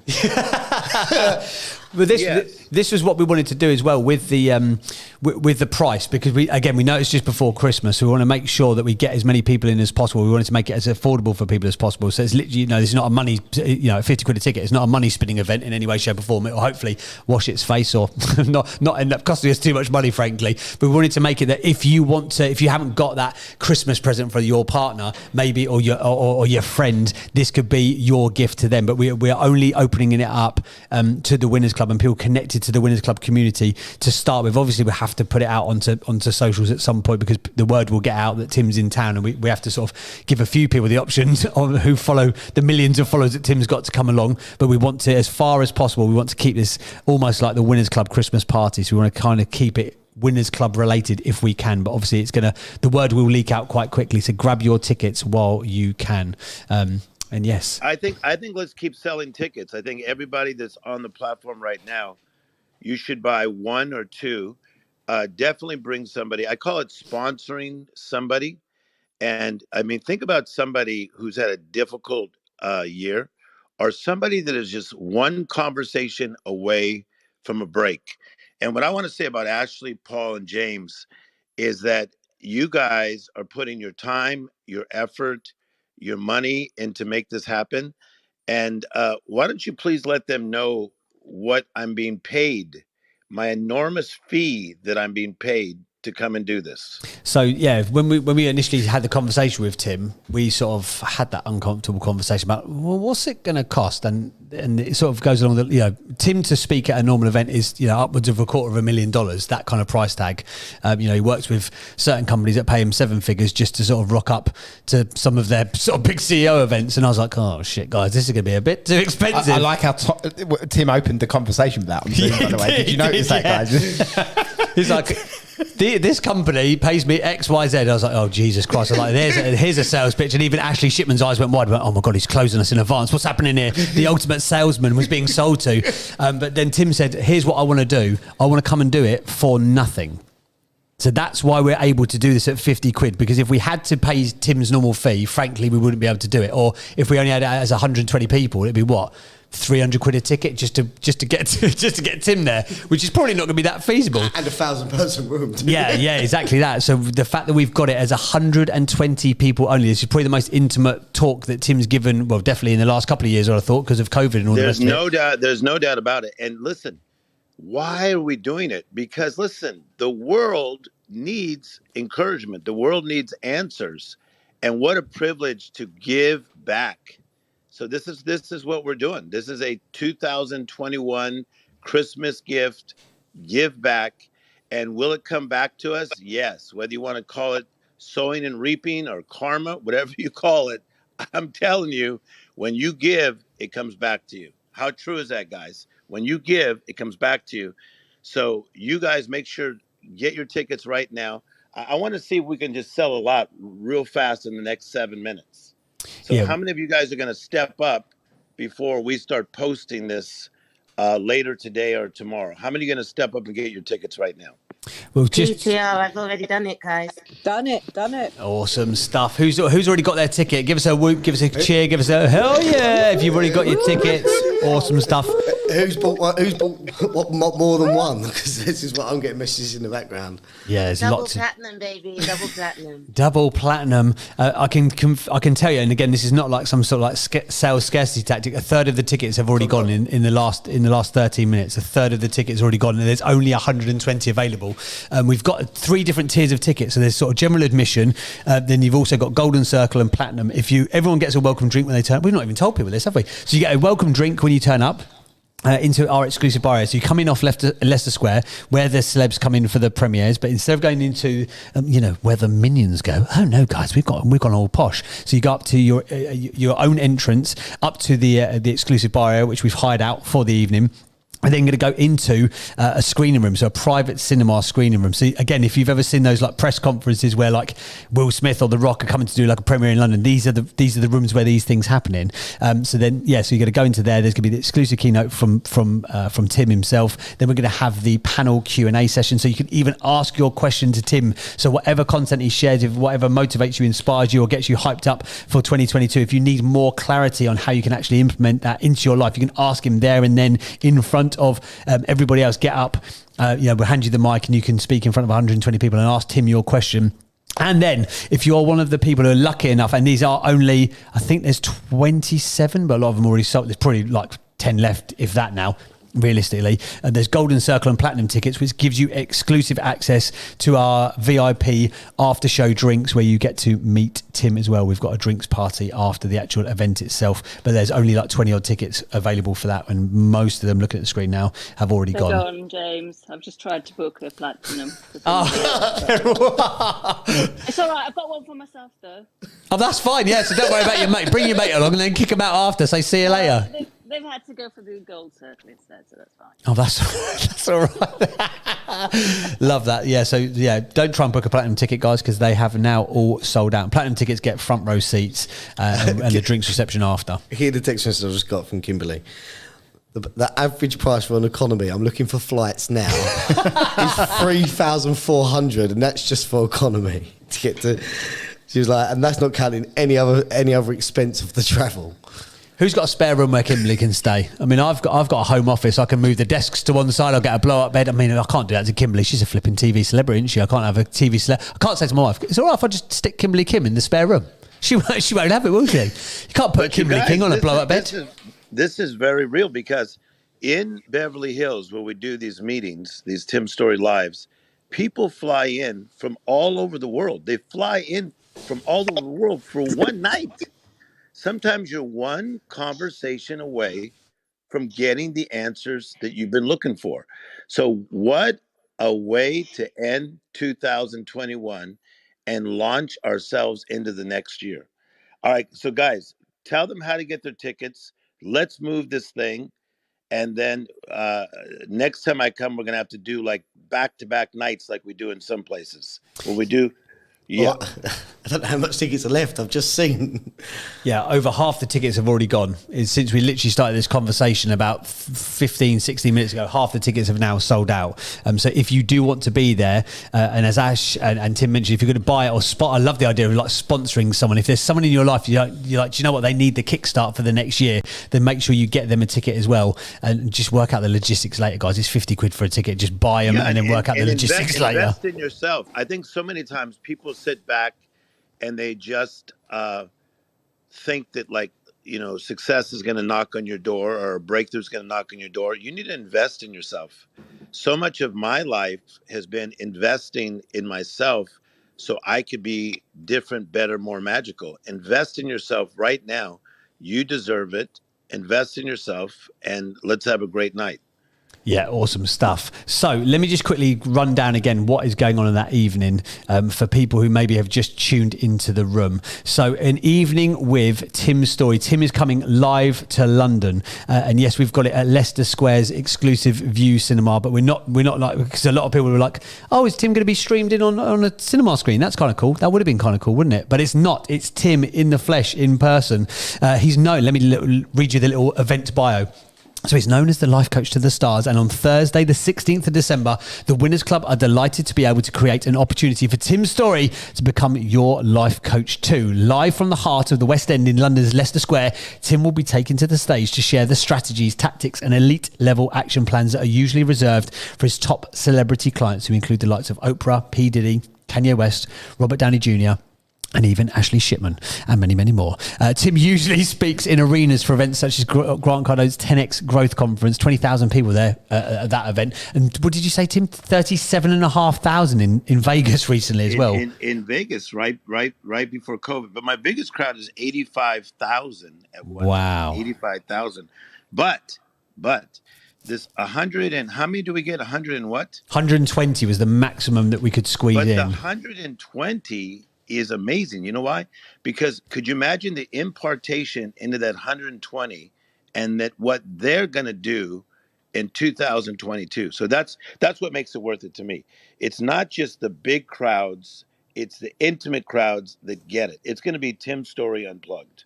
This is going to be awesome. So join us on the 16th of December, Thursday 16th. So it's like, 13 days away. Make arrangement, guys. It's 2 weeks yesterday, effectively, isn't it? So join us at the View Leicester Square. Literally, this is the cinema where all the premieres happen in London, for welcome drinks before Tim delivers a powerful hour of content, and then ask your question to one of the planet's most in-demand performance experts during our panel Q&A session. Plus, Ashley's going to be there as well. Ashley, if you would like to touch Ashley Shipman on his tiny little head, or look at how small his feet really are, which was exposed by Spencer Lodge's daughter at EMC, then you can come and look at Ashley Shipman in his very own eyes in person. Imagine if that's somebody's, if someone sat on the fence, if they've gone, Tim Story's house quite, I will go because Ashley's going to be there. Imagine if someone's actually made that decision. Paul's giving out autographs. Paul will be giving out autographs, although Paul said he will not be doing handshakes with anybody in person. Please stand behind the barrier. There'll be a small Ryan Nurse is going to act as security for Paul and Tim as well. But one of them's going to get swamped, and I imagine it's going to be Paul. Yeah, right. Plus, if you're lucky enough to secure one of the very limited number of Golden Circle or Platinum tickets, you can enjoy front row seats and access to our after show drinks reception with unlimited drinks and exclusive access, and the opportunity to meet and greet with Tim in the VIP area as well. So the Platinum tickets have all gone, guys, but there are still Golden Circle. That's not a thing. Golden Circle tickets are still available, and the only difference between Platinum and Golden Circle is that the Platinum get right at the front. So they're the front two rows, but you can't get that now, so unlucky. But if you'd like to come to the exclusive meet and drink after party in the VIP area, meet Tim, then you need to get one of the Golden Circle tickets as well. And again, we've kept this as cost effective as we can for people. We realise it's less than 10 days before Christmas, so we've made tickets start from just 50 quid.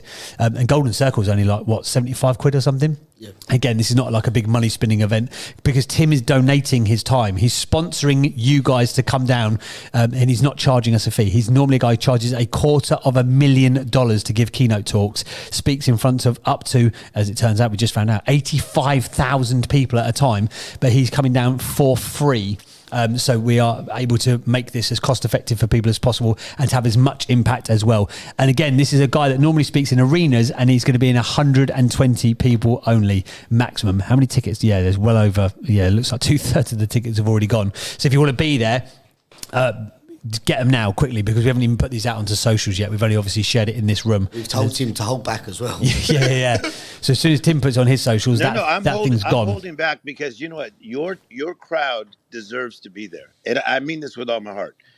Your crowd deserves to be there. And so many of you guys, you listen day after day. You respond, you react, and do this for yourself. And guys, why don't we let one or two people talk very quickly and tell why they are coming, why they are so excited. I want to hear from some of those like that have purchased tickets already to find out why they are coming. My friend last night said to me, "You're going where and why are you going?" You guys, I'm coming to London to talk to you. This is going to be mega. So if you've already purchased your ticket, let us know. Give us a flash and let us know why you are coming. What has made you want to come? Susan, we'll come to Susan, Lucien and Iffy. Quick shares, gang. Oh, guys, welcome Tim. Hi Tim, good morning. I was there straight away. I think as soon as you said to us, I was like the little rat you said earlier, the little computer rat. I was there. I wouldn't miss it for the world.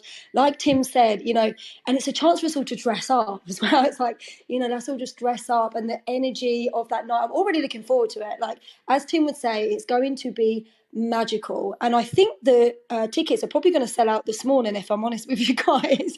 So Tim, I don't even think you're going to get a chance to share it. Crazy. The tickets are just going. People are messaging me like, how do I get into platinum? How do I get into golden circle? And I think, how many golden circles are left, James? Can you say that? Because I'm getting messages left, right, and centre, and I think they're going to go, guys. So, like, this is not a sales pitch. You need to book. Tim, people are saying to me, do you mean that Tim's live on camera? And I'm like, no, Tim is here, like, in the flesh. Like, it's crazy. What an opportunity. I'm so thankful. So thankful. Awesome stuff. We're getting loads of messages in the back channel as well. People saying, can we put it onto Instagram? Please don't, gang. We're going to try and get as many people as possible in the Winners Club to make sure that... Oh, Paul just said, yes, put it on Instagram. I'm saying, no, don't put it on Instagram. Let's get as many people as possible. Let us send it out to our... Tag us all in it. So, yeah. So Paul's saying yes, I'm saying no, and Ashley's saying tag us all in it. So if there's not a mixed message, if you want to post it out. The tickets are flipping gone. You bunch of idiots. Right. Okay, Lucien, why are you there? Why are you going to be there? You've moved around flights to Germany to be there as well, haven't you?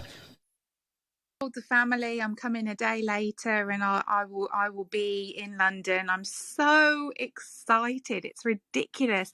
And I just want to say to Tim, thank you so much for your generosity, for your kindness, but to Ashley, Paul and James for organising something like this and giving back to the community. I just think it's absolutely wonderful. And Tim's right, we have had such a difficult couple of years when you think about human interaction, about getting your arms around one another, you know, seeing people in person. That's what human beings are all about. We're about being together, and the last couple of years has really pulled people apart, but has made us closer in ways that we could never have imagined before. And I think Tim getting on the plane, coming over here, being with us is just a brilliant symbol. It's a sign of how we can move forward through COVID, getting out the other side and beginning to live again in actual human connection. So thank you so much, Tim, and thank you, Ash, Paul and James. Absolutely splendid work, stellar stuff, brilliant. Awesome stuff. Thank you, Lucien. Iffy, we'll come to you for one final share. Then I know that Tim's got to go because he's got very important meetings today. So Iffy, we'll come to you. Why are you going to be there, my friend?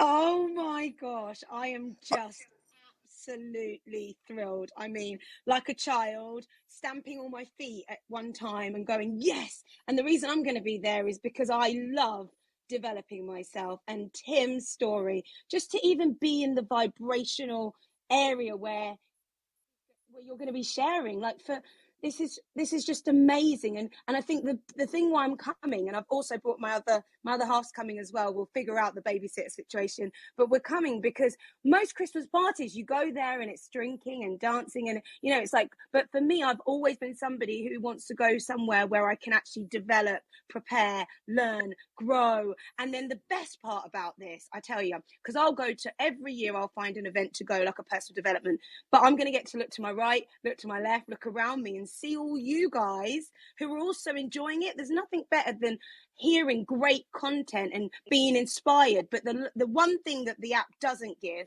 well, it has now, it's got back channel, is to actually see other people soaking up the information and transforming in front of you with you. That's the bit, like Lucien said, being able to wrap your hands around someone. Or I know I'll look over to Susan and I'll give her a little nod, and I'll look over to Lucien and she'll give me a wink, and I'll see James smiling and staring. I think that's the part, watching other people grow and absorb, and people who believe what you believe. Like, for me, that's like the next level of that's the next thing, because learning on an audio app and learning on Audible books and reading on your own and all of that's brilliant, but when you're doing it with people who believe what you believe, it just sits in your body in a different way. So I just can't wait. And Tim's story, like, my gosh, I've screenshot a picture of you and Oprah Winfrey together, printed it out and put it on my vision board.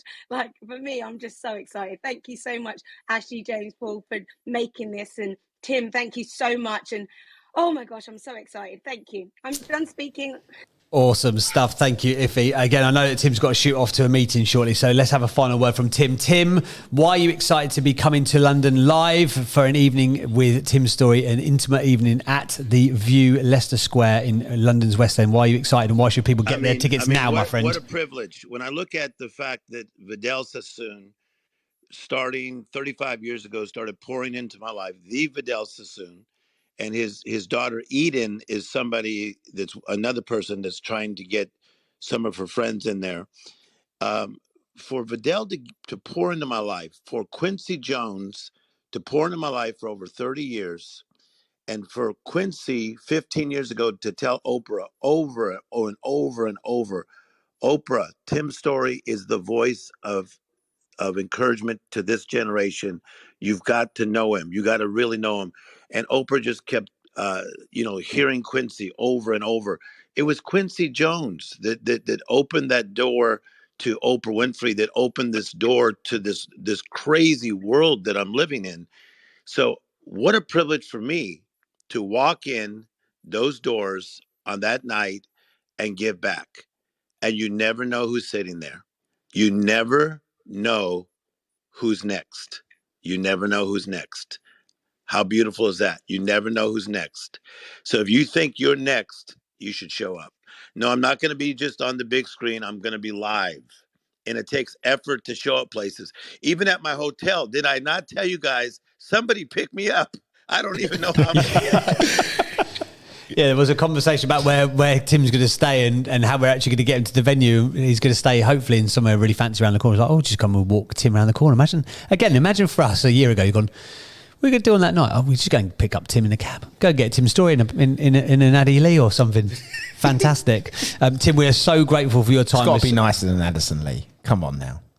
I'll take care. Tim, I'll take care of the transport for you, okay? Yes. Don't worry. It's only going to be around the corner. Don't worry about it. We're getting a tuk-tuk. We're getting a tuk. You know the ones with the lights on? He'll love that. Really love. Awesome stuff. Tim, I know you've got to shoot off, but guys, if you wouldn't mind, give him a whoop, give him a cheer, unmic, give it a clap and a round of applause. Tim Story is coming to London, baby. Looking forward to this indeed.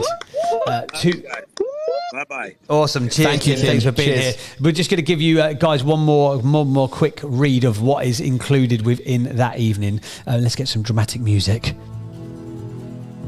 It's the Gladiator soundtrack. That's right. An evening with Tim's Story. And jokes aside, guys, we are so happy that we've been able to make this happen. It got kind of put on the table as an opportunity with dates crossing over about last week, wasn't it? And the amount of stuff that's had to happen behind the scenes to make logistics work. Friday, I think. Was it? It was Friday. Yeah. Do you know what though? I want to go back to, and Susan's going to love this, and I'm not. Oh, here we go. Go on. Just go for it. Just let yourself go. You had an amuse-bouche last night. A bottle of champagne. Go on. Did I not? Oh, yes. Create this. I know what he's going to say. I created this 2 months ago. Did I not? What did he say? What did I he not say?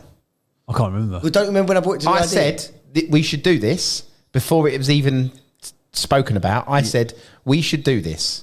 Yeah, and didn't I?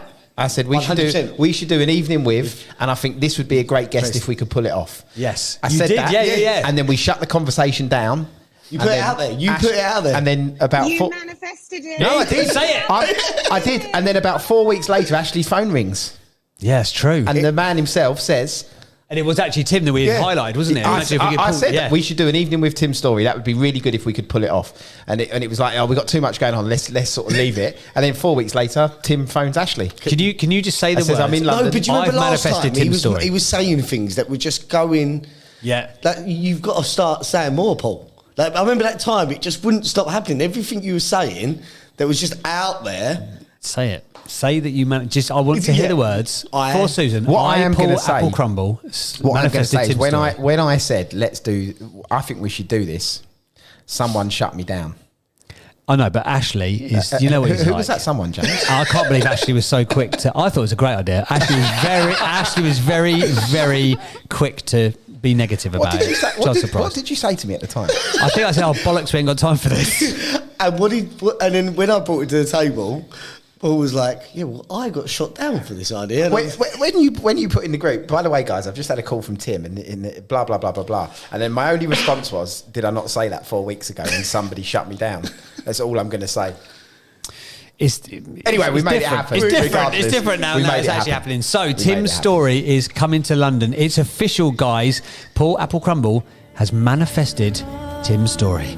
An evening with Tim's story live. This is the last time I'm going to mention it, guys. Go and get your tickets now. 2/3 of the tickets have already gone. Platinum has sold out. I didn't realise this was connected to my email, and my email is not stopped going off. I'd done that for. It's connected to all three of our emails because I thought it'd be nice for you to get the pings as well. Yeah, nice. So there we go. So yeah, join us. It's the Winners Club official Christmas party. It's our Christmas gathering. It's our way of saying thank you to you guys for everything that you've done for this community. Because I know that a load of people this morning have already shared and said, oh, thanks for what you guys do. But honestly, and I know it sounds cheesy, but if you guys didn't show up every day, this would not be happening. It wouldn't be worth doing. If you guys hadn't gone on this journey this year with us and turned this community into what it is, then we would not have done it. It would have fizzled out like so many other people who came onto the app and then departed very quickly. That's exactly what we would have done if it hadn't have been for you guys. So as our way of thanking you guys, we've tried to make this as affordable, as cost effective for people as possible, so as many people within the Winners Club can be here. And again, we've told Tim, please don't shout on your socials yet, because that will sell it out in about 30 seconds. We're trying to make sure that as many members of this community can get hold of it. We'll probably do like a mail shot later on, because we've got a load of people who might not be in the room this morning, but we want everyone to know about it. Obviously, we will promote it sort of publicly further down the line, but to start with, we're only going to offer it to you guys. 2/3 of tickets gone. Platinum has already sold out. Golden Circle is almost sold out as well. But Tim is known as the life coach to the stars. He genuinely is. You know, he is the guy who comes up with the strategies and the tactics for the likes of Oprah and P. Diddy. He was with Oprah last week and P. Diddy the week before. He was saying this to us on the phone. And he works with the likes of Kanye West and Robert Downey Jr. He speaks out arenas. He normally speaks at, 20, 35, 85,000 seater venues. And normally charges over $250,000 to give a keynote talk, but because he's got so much value from being part of this community as well, and because he's had, he often pops in just as part of the gang, which is lovely. But he said, look, I'm going to be. Let's make it happen. I can make flights. I can make accommodation happen. I can make the logistics of it work. You guys find a venue and let's do this thing. So we have booked a private cinema at The View, Leicester Square, in the heart of London's West End. Join us for welcome drinks before Tim gives us a powerful hour of content, and then ask your question in our panel Q&A session as well. We might do the panel Q&A thing and like pump it back into Clubhouse potentially, but the rest of it it will be exclusively only for you guys who are available to be in the room. Grab yourselves a ticket now. Join us for after show drinks to have an exclusive meet and greet with Tim in the VIP area as well. And we're super excited. Thank you guys for enabling us to have this community. Because again, Tim's only coming because this is a valuable community, because he knows that there are action takers in these rooms who actually go out and do stuff. He wouldn't be coming to talk to a load of hot air chatters, quite frankly. It's because we give tactical information in this room on a consistent basis, but then, people in this room go and use it. They go and actually deploy it and go and make a difference with it. So thank you for enabling us to have this opportunity. And I'd like to take this opportunity myself to publicly apologise to Paul. You said apology greatly accepted. You said 4 weeks ago, or about 8 weeks ago, about 16 weeks ago, we should do an event. And I went, no. I ain't asked for an event. Ashley's been talking about events since the day we turned up for our first ever meeting in flipping March, I think. Let's do an event, guys. Let's do an event. You're guys. a nightclub promoter in disguise, aren't you, really? He's not even in disguise, is he, really? That is it. No, I'm a failed nightclub owner. Well, all of that skill set that you failed in before is going to come in handy now, because Tim's story is coming live to London. I can't believe it. And like I say, if we'd have thought about this a year ago, that the guy who is the strategist for the likes of Oprah would be coming into an event that we are running, we wouldn't have believed it. So, Ashley, if you could just turn your phone down, that'd be fantastic. Again. The third time. Wait, I'm not changing. If you weren't pals with Tim's story, you'd be out. The phone cannot go near the microphone. Can I explain it any simpler than that? If there's anyone that works with people that can't understand the messages, I think you've got to reword maybe it. train me to. I need to maybe say it in a different. Maybe I should put a sticker on the desk. Phone not allowed in this Say it area. with a punch or something like that. The phone cannot go near the microphone. We'll have to get like a box, like a secure box outside. Like your gran used to have for her keys, in case she locked herself out of the house because she forgot where the keys were. We need to get one of them for a shipment. Anyway, that is it. We'll wrap up that part of today's show there. But Tim's story. Stay with us. We're not leaving yet. Tim's story's coming to London. How flipping cool is that? Let's have a little reset jingle, shall we? I think we need it. You are listening to exclusive content direct from the Winners Club. If you are enjoying the conversation, click on the green Monopoly house at the top of the screen right now and join the thousands of winners already in our community. For even more actionable content and powerful lessons, download the free companion app now. Just search for the Winners Club in the App Store or Google Play. For more information about the Winners Club and how to become part of our growing community, head to thewinnersclub.club. Now, back to the show. It's all hands on deck here at Winners Club HQ because the word is already getting out. People are tagging stuff in stories and people are messaging now from outside of Clubhouse going, what the hell's going on? How have you got Tim's story in on the 16th of December? So grab those tickets quick. I've had a message from someone who's not on Clubhouse saying, can you get me this link now? Yeah, so it's gonna happen, guys. And if you've already got your tickets, really genuinely look forward to seeing you guys there in person. Are you bringing Less than anyone? half the tickets left. Yes, it's a third, isn't it? With the ones. Yeah, that you've got Luke sold. as Paul's bodyguard. Anybody? Are you bringing Mrs. Shipman? Are you bringing Charlotte? No. Are you bringing your Mrs. Paul? It was so cold. I don't know. I might do, but it's childcare situation. So I've got. Charlotte's in the room. We've cashed in our childcare coins. Yeah, we've a lot in December. So there's a lot going on. So I don't think I can call on anybody to have the kids. We've just found out. And it doesn't really work. When I left them all on their own last time, it didn't really work out very well. No, that's not going to happen. It's not going to work. I'm not allowed to do that. And there's 17 kids running wild. No, it's like Peter Pan.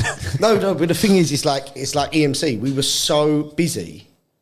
We've got to stay focused. So. Lucienne has just put a great idea in the back channel. She just said, just leave him with the butler. What time does Jeeves finish for the night? Could you not just get him to work extended? Hey, we give him time off over Christmas. Oh, do you? Yeah.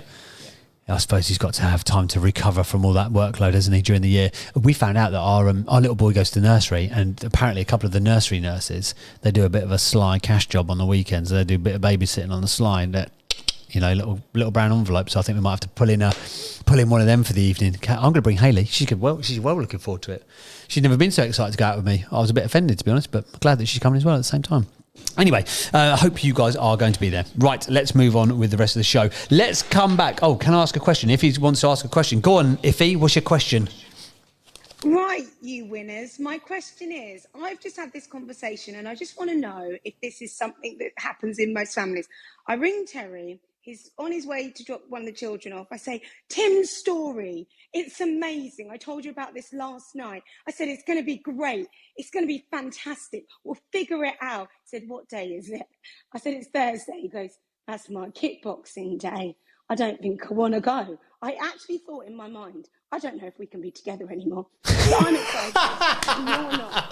Anyone else's partners are like, not sure what day it is. Or is it just me? I can't believe he's not excited about it.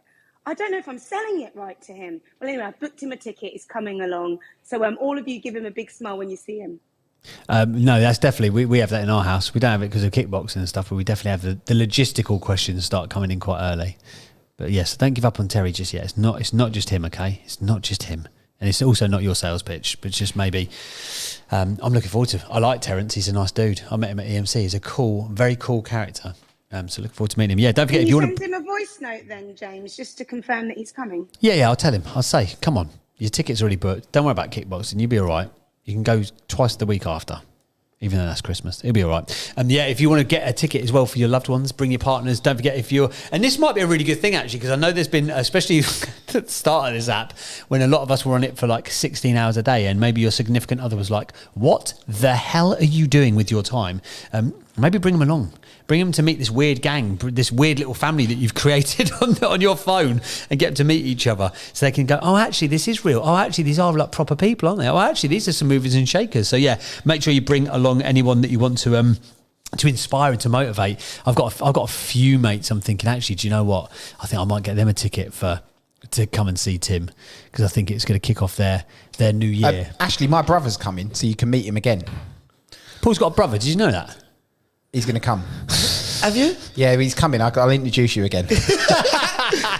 Oh, no, that's... Dear God. No, because what I was actually looking for was somebody who was like miserable when we was at. He was very cheerful, wasn't he? I noticed that his brother. This is very nice. This is why I was probably a bit confused. Like, if he had a studio, Paul's brother, I'd probably pick Paul's brother over Paul. He was just such a nice dude. He's like running up to the kids and he's like giving them kisses and cuddles and he's like warming up. He's like, hello guys, nice to meet you. I'm like, Paul's brother's coming in a minute, mate. Have you seen him anywhere? I think he must be parking his car. He's like, no, I'm Paul's brother. I'm like, no, you can't be. You can't be, I don't reckon. Anyway, right, let's go back to shares or wins of the week. Maybe this announcement has been the win of your week. Maybe this has made your flipping year, frankly. But if you've had a fantastic week, if you've got a win that you'd like to share, if there's something that you've maybe taken from the content that's been shared this week and you've already implemented it, maybe from Matty's conversations about funnels and marketing, maybe from the branding session that we did earlier in the week, the mindset or the wellness sessions that we had at the very beginning, from the business workshop, or from Paul's sort of deep dive on scaling on Wednesday, feel free to flash your microphones. Or if you've got a question, you can ask us a question as well. Hey, Poetess Jess is in the building. Poetess Jess, how you doing? Hi guys, I'm well.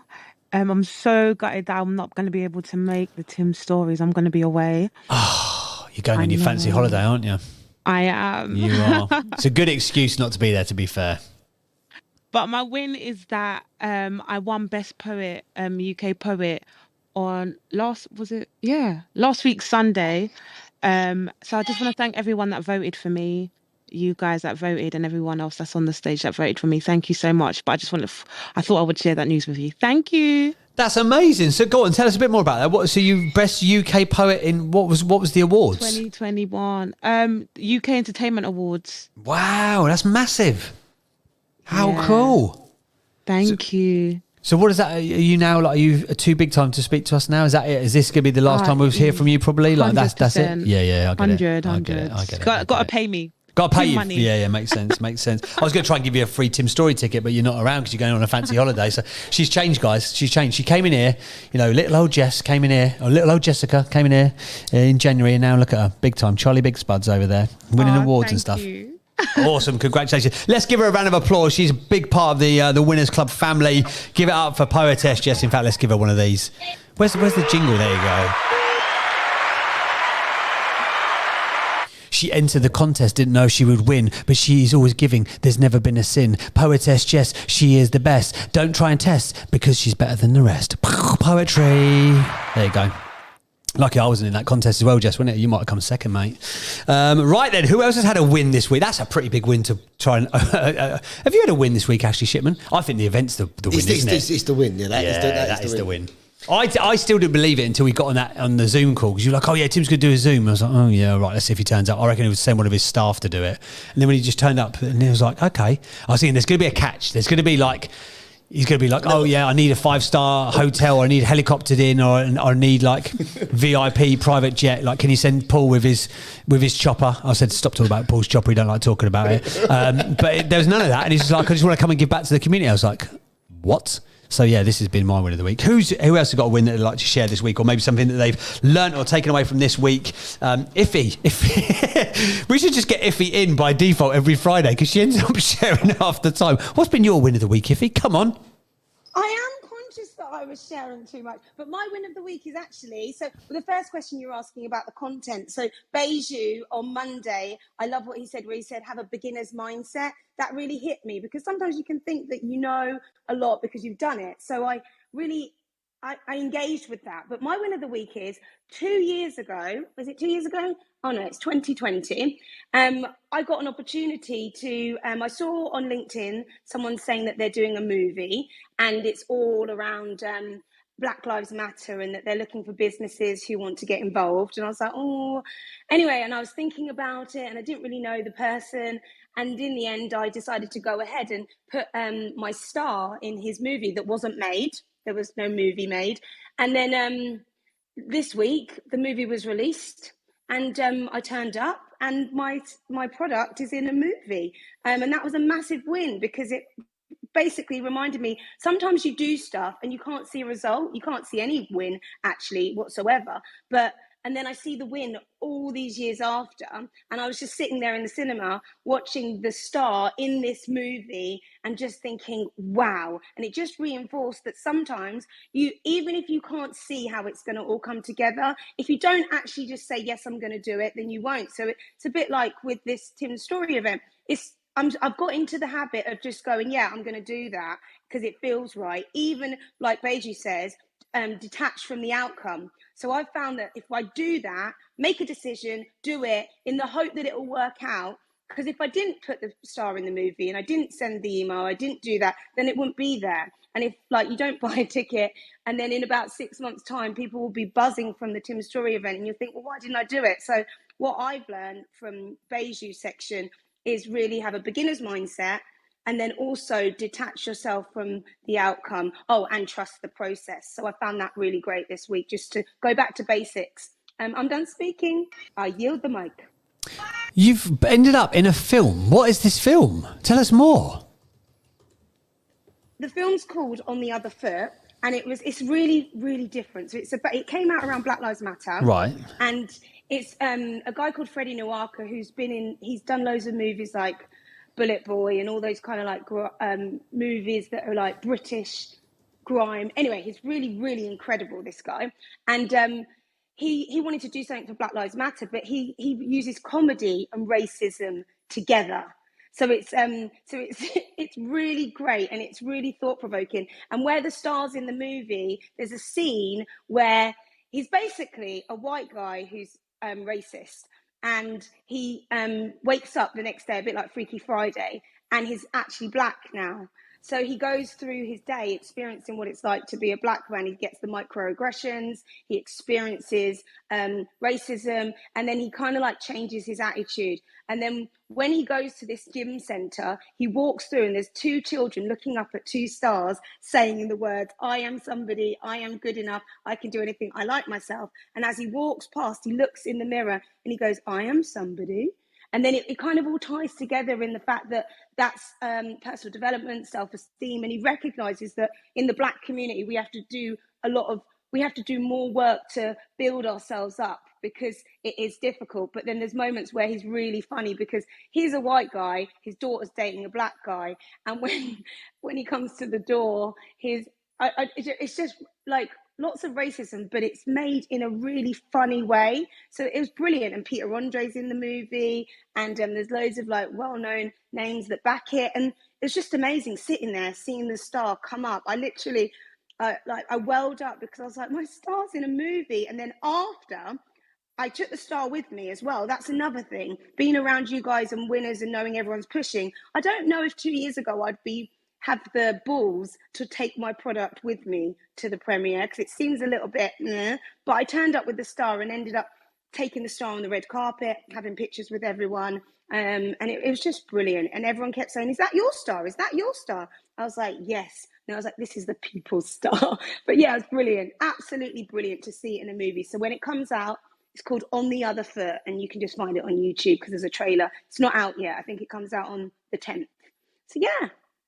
Amazing. What a win of the week. That is absolutely fantastic. Make sure you let us know when it comes out. If you get a link to it, and we'll make sure we share access to that movie so everyone can go and see Iffy's star in person. And if I was you, Iffy, not teaching Granny to suck eggs, but I'd bring a few stars with you on the 16th if I was you. Yes. Little selfie, little Tim Story star selfie. That's all I'm saying. You know what I'm talking about. Fantastic. Yeah. Awesome stuff. James, also, I'd love to bring some stars to give away to some of the winners, the people in the community. But I'll talk to you. Yeah, we'll definitely do that. Fantastic. We could throw them out from. No, we can't throw them out from stage, can we? You're getting like Oprah. You get a star, and you get a star, and you get a star. Yes. Amazing. Awesome stuff. What a great win of the week. Thank you for that. Right, who else has got a win of the week they would like to share? Let's go to our old pal. Sorry, less of the old because that's not professional. Shakira. Go on, Lucy and Shakira. What you got for us? How have you won this week? Hello, what an awesome, it's just so brilliant. I'm smiling from ear to ear. Fantastic stuff. I'm going to say that I love Tim. I love you lot. but I really, really love Hayley. I really love Hayley, but thank you for bringing her into my life. James, she's my Sue. And honestly, when you said that she was coming to the event, I was like, I get to put my arms around Hayley before Christmas.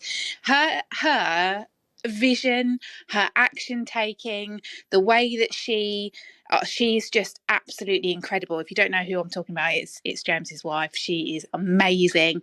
And my win of the week is hearing that she's coming and that I get to see her and that I have identified her as my Sue. So thank you so much for the introduction, James, to your lovely wife. And yeah, I'm so happy. They say behind every average man there's a really good woman. She must be phenomenal. How dare you? How dare you? You're right. I get it. If you ain't punching, you ain't winning. Remember that. Yeah, If you too ain't true. punching, you ain't Too winning. true. Where would you be without Hayley? Probably still on stage singing Michael Bublé. I would still be. Yeah, I would be probably not living in this country, and I would probably not be. I would still be partying. I'd be that awkward guy in the club who's like too old to be there but won't go home. I'd be like one of those guys that like I'd probably be living in like somewhere like Thailand, telling people about like back in the day I used to be a big deal. Not that I ever was, frankly, but there we go. Yes, and also just to give some context, so Jennifer Louise, who's in the room, she is a very, very shrewd business operator, and she's got this whole methodology about creating your sort of ideal client avatar and buyer. And we sort of talk about sort of the theory of stuff before, you know, within a marketing context. And Jennifer's shared loads of times, it's been brilliant, that she's actually not just got like a concept of who her avatar is, but she's actually, there's a client who is her absolute ideal buyer. And it's a lady called Sue, and she comes into the salon, and Jennifer Louise makes all of her decisions, or a lot of the decisions about the coffee and the music and the ambience and the scent and the layout of the stores and all that kind of stuff based on what would Sue want. That's her ideal client buyer. And yeah, so Lucienne's, my wife has become Lucienne's ideal buyer. I told Hayley last night, she was absolutely over the moon. She tries to like style it out like she doesn't care. She's like, oh, that's so cool. Oh, it's so cool. It's so funny, James, because I'm transitioning. I'm moving from the one-to-one into the membership. I'm putting a lot more effort into that, and I didn't really have an ideal client for the membership because it's a different price point. It's a different level of, you know, skin in the game, basically. And what you find is when it's a bit cheaper, people don't really make that much progress because they're not as invested. Not Hayley. Hayley is like, she is taking absolutely everything and she is maximizing the benefits of it. And honestly, it's a dream to work with her. And when your boys are older, I'm telling you now, that woman is going to be, well, she's just going to be a global superstar when it comes to what she does. I cannot wait to see it blossom. It's amazing. Thank you, James. Do you know, she keeps high-fiving me. I'm like, how's this happen? She's like, come on. She's like, come on. Like if I'm having a bit of like a flop one day, or I'm a bit moody. She's like, come on, champ. She calls me champ, and I'm like, no, we're not doing that. She went, come on. And she like, high fives me. I'm like, how have we gone from being intimate lovers to high five partners? And flipping Lucienne effect, isn't it? She's too. I had nothing to do with the high five. She just high fives me. And I am so surprised that you are the Grinch. No, I can't. You. Yeah, no, I definitely can be. I didn't realise. Yeah, that. this whole thing is a persona. Paul, but it's you. Yeah, no, it's definitely. Paul's actually probably. Yeah, I'm on the same level of misery. I'm just got a quicker wit, maybe, or I'm better at deflecting than Paul is potentially. But awesome stuff. Right, who else has got a win? Oh, we could go back to our Christmas songs as well. Pick a Christmas song because this is the first like Christmassy December show that we've had. What's your favourite Christmas song, Lucy? And we'll play a little bit of it for you. I bet you're a Pogues girl, aren't you? Fairy Tale of New York. You got it written all over you. She's not here. She's gone. She left the building. Too big time, isn't she? Right. Let's go to who else has got a share that they would like to share. Who has had a win this week they'd like to share with the community? Jenny, what's your win of the week? Hello, good morning. So yeah, it's kind of a win in a slightly odd way. So I've had some real clarity this week, and it has been absolutely thanks so much to all you guys on the Winners Club this week, and also my mentor outside of the Winners Club as well. I've just got this massive amount of clarity now as to what exactly it is I need to focus on in my business and what I need to do to go forwards, and that is customer experience and the top end of my funnel. So I just wanted to say thank you so much, because it's listening to you guys, hearing stuff. I knew these things, like we often know this stuff, but you kind of have to have it beaten into you every now and again.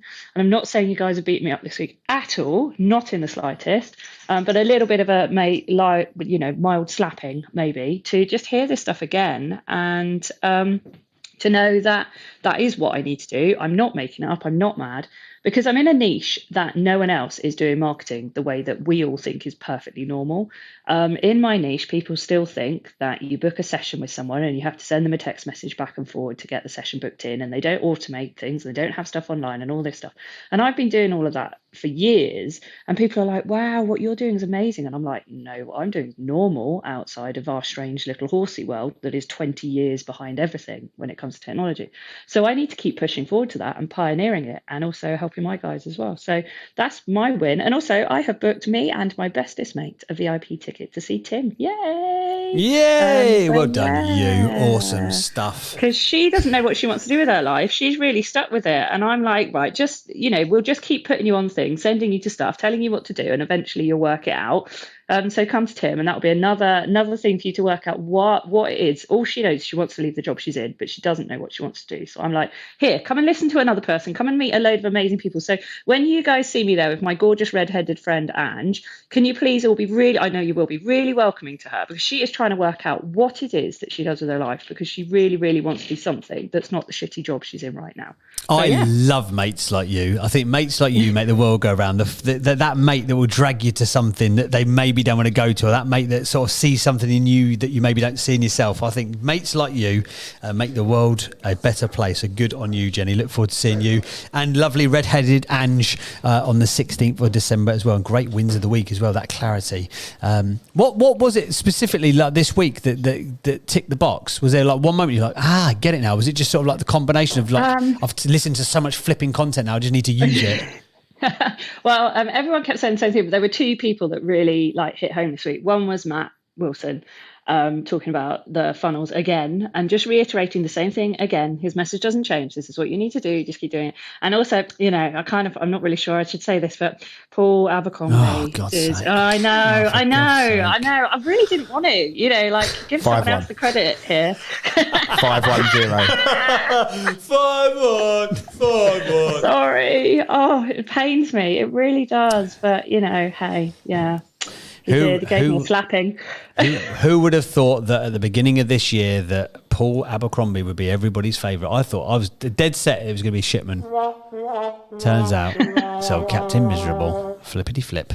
Awesome, great share. Thank you very much. I've got to coin my own merchandise or something, haven't I? Captain Miserable. You've got to. You've got to do it. Hooded top or something. Yeah. Could you turn it around for the 16th? You could have your own merch table. You could have someone really... Who's the most miserable person in the Winners Club? You get someone really miserable to man the merch stand for you. Who's miserable? Flash your mic if you're miserable. I guess it's probably going to be me, isn't it? I'll have to do it. Fine. On the note, though, we do need staff. We've got to arrange that. We do need... That's one thing I haven't dealt with is the event the staff. team. So we need a team of... We will reach out to a few people. We need a couple of bodyguards. Yeah, that's somebody fine. to scan people's tickets. Yep. Are you live recruiting? And like ushers to walk people to their seats. It's not a wedding. Like we getting wed. Did you say you need some muscle? Muscle? Need some muscle. Yeah, don't worry about Ash. You're busy that night. Don't worry. Don't worry. Even though Tim kept saying, didn't he? The other day, he's like, Ashley's muscles. Ashley's been working out. I'm like, he's been boxing twice in 2 months.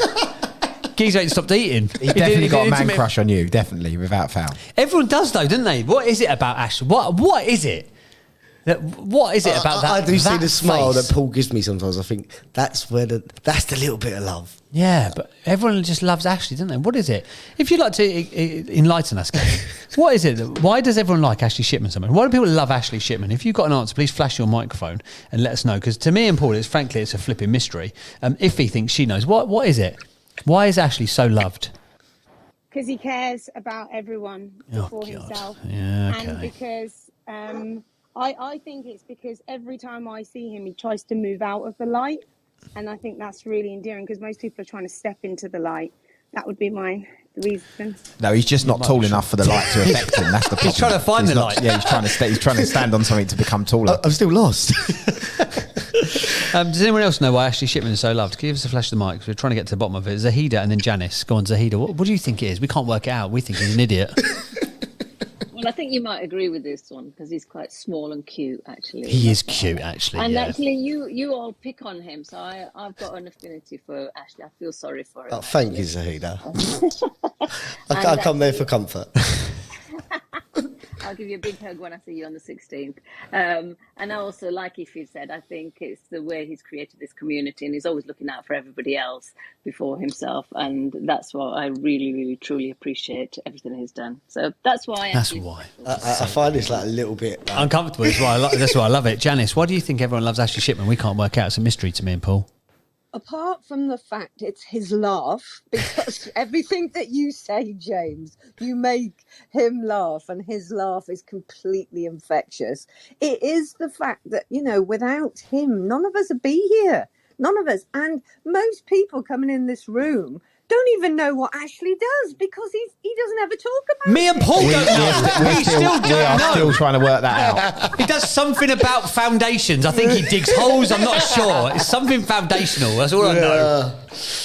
Absolutely But brilliant. It's brilliant. He's very heart-based and that's why I love it. Thanks. Okay. I think we're starting to get there. Anybody else think they know why everyone loves Ashley Shipman? I wonder what Matt's got to say. Go on, Matty Wilson. Yes. What do you reckon it is, Matt? We can't work it out. She's fucking loud. That is probably about as close to the mark as it's going to get. We had a couple of other people. Who else was flashing down the bottom? Joel was flashing. Joel and then Sarah. Joel, why does everyone like Ashley Shipman? We can't work it out. I like Ashley Shipman because, wait for it, he's got feet smaller than me. Yay! His tiny feet. And if you are wondering how small are his feet, because a lot of people reference Ashley's feet. Size 6. You can see them live on the 16th of December. If Tim's story hasn't got you off the fence, then Ashley's tiny feet surely will. Come and meet a man with trotters like little goat hooves. He's like a little goat salesman.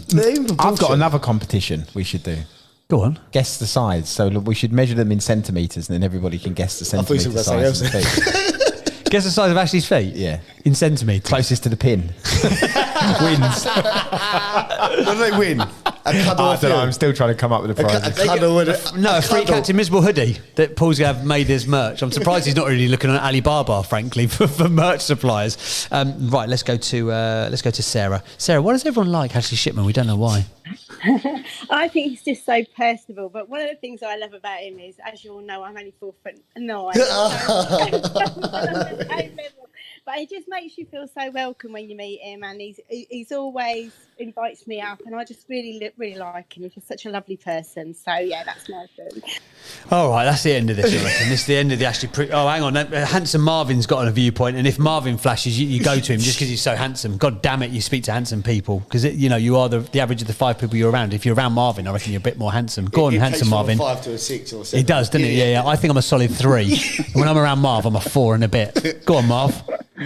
Oh, every time you say that, I'm cracking up behind my mic. I just think, look, it's similar to, there's a couple of people on this platform really who manage to attract other people without kind of, into their community, other leaders. I mean, if you look at this stage, there's super, super successful people on the stage, and it takes a certain type of individual to sort of attract those people to, get behind the cause or get behind the mission that they're trying to achieve. So, and I think not everybody can do that, because none of us are sort of paid to be here, but we all believe in the mission, believe in the community, and want to sort of help out. So I think that is something that is definitely key for him, if I was going to say anything at all.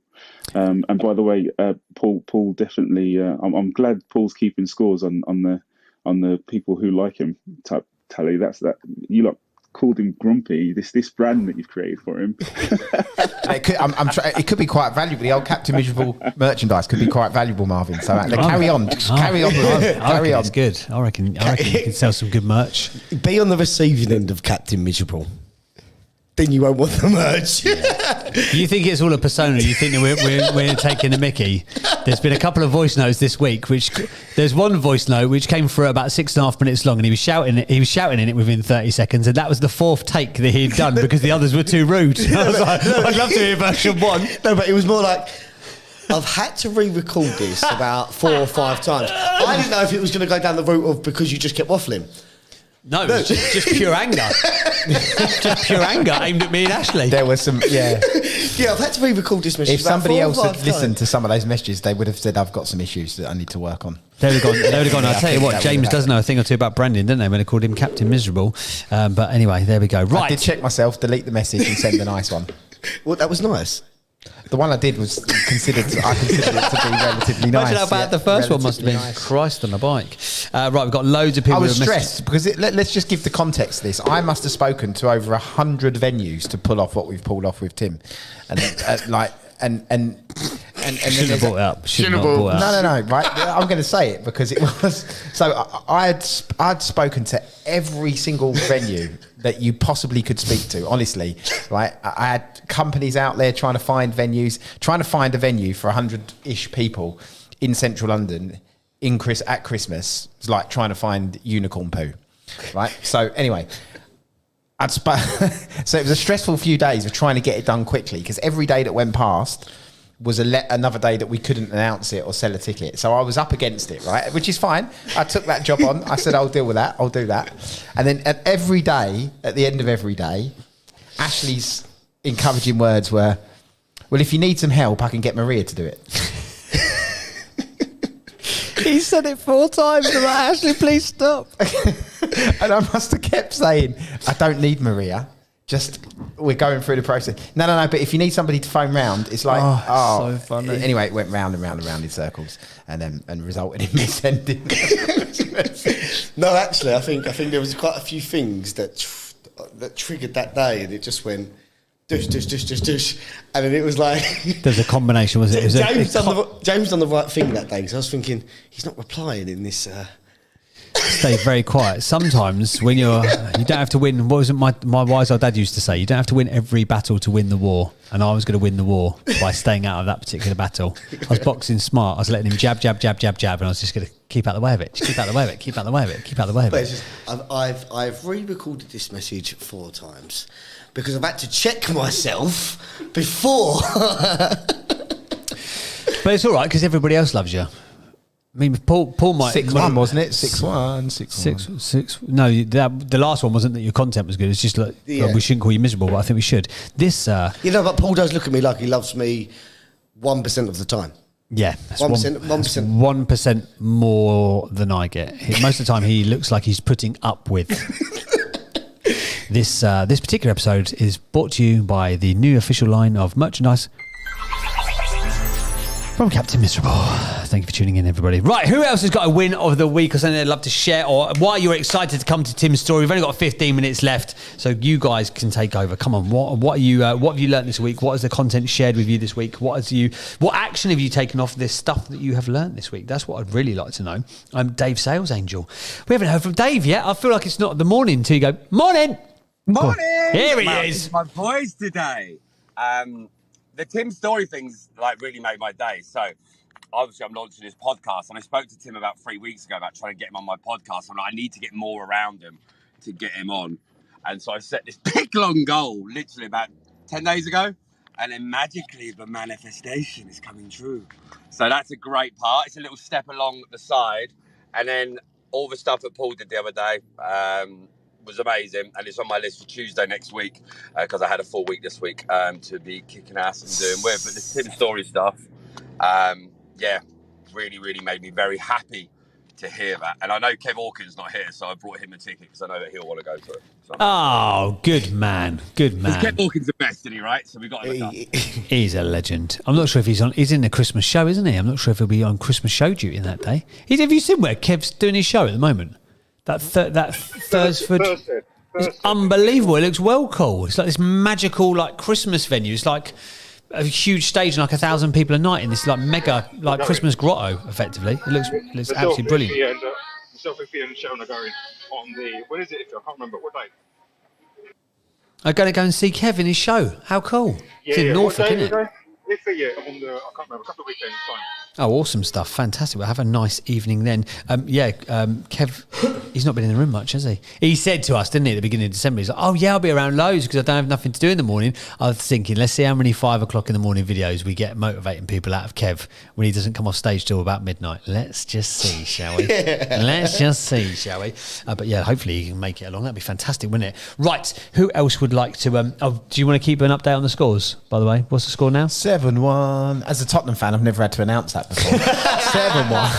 7-1. Yeah, well, I'll tell you what, one of the funny things that was happening when we... Actually, I have. Who are the other Tottenham fans? I think Tottenham stuffed Man United once, didn't we? 7-2, wasn't it? 6-1.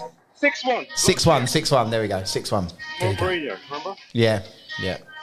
There was a funny point of this of the last couple of weeks when we were organising the event, as well as Paul getting slightly frustrated. At one point, the only venue that we could get, which housed roughly the right amount of people, was the press conference. Oh, I've just smashed my phone. Was the press conference suite at Tottenham Hotspurs, and we were sort of like looking at the logistics. We were like, how can we, can we turn stuff around quickly? What's the ticket price have to be to wash its face? Blah blah blah. And me and Paul's like, we've got to go and have a look at it and see if it's suitable or not. And me and Ash were like, it don't matter what the price is. If that venue is available that night, I know 1,000% where this event has been hosted. And we did get taken behind the scenes again at Tottenham, and we got to go to the press conference. It was had to go check it out. For the 7th time, Tottenham's football ground? No, but do you know, right, no, but hear this. Do you know what? Okay, so take the sporting element aside, and if you appreciate business and attention to detail and the quality of a brand, every single time, we've been involved with those guys a fair bit in the last few weeks. And been in the head office, been in the stadium, had tours from different members of staff as well.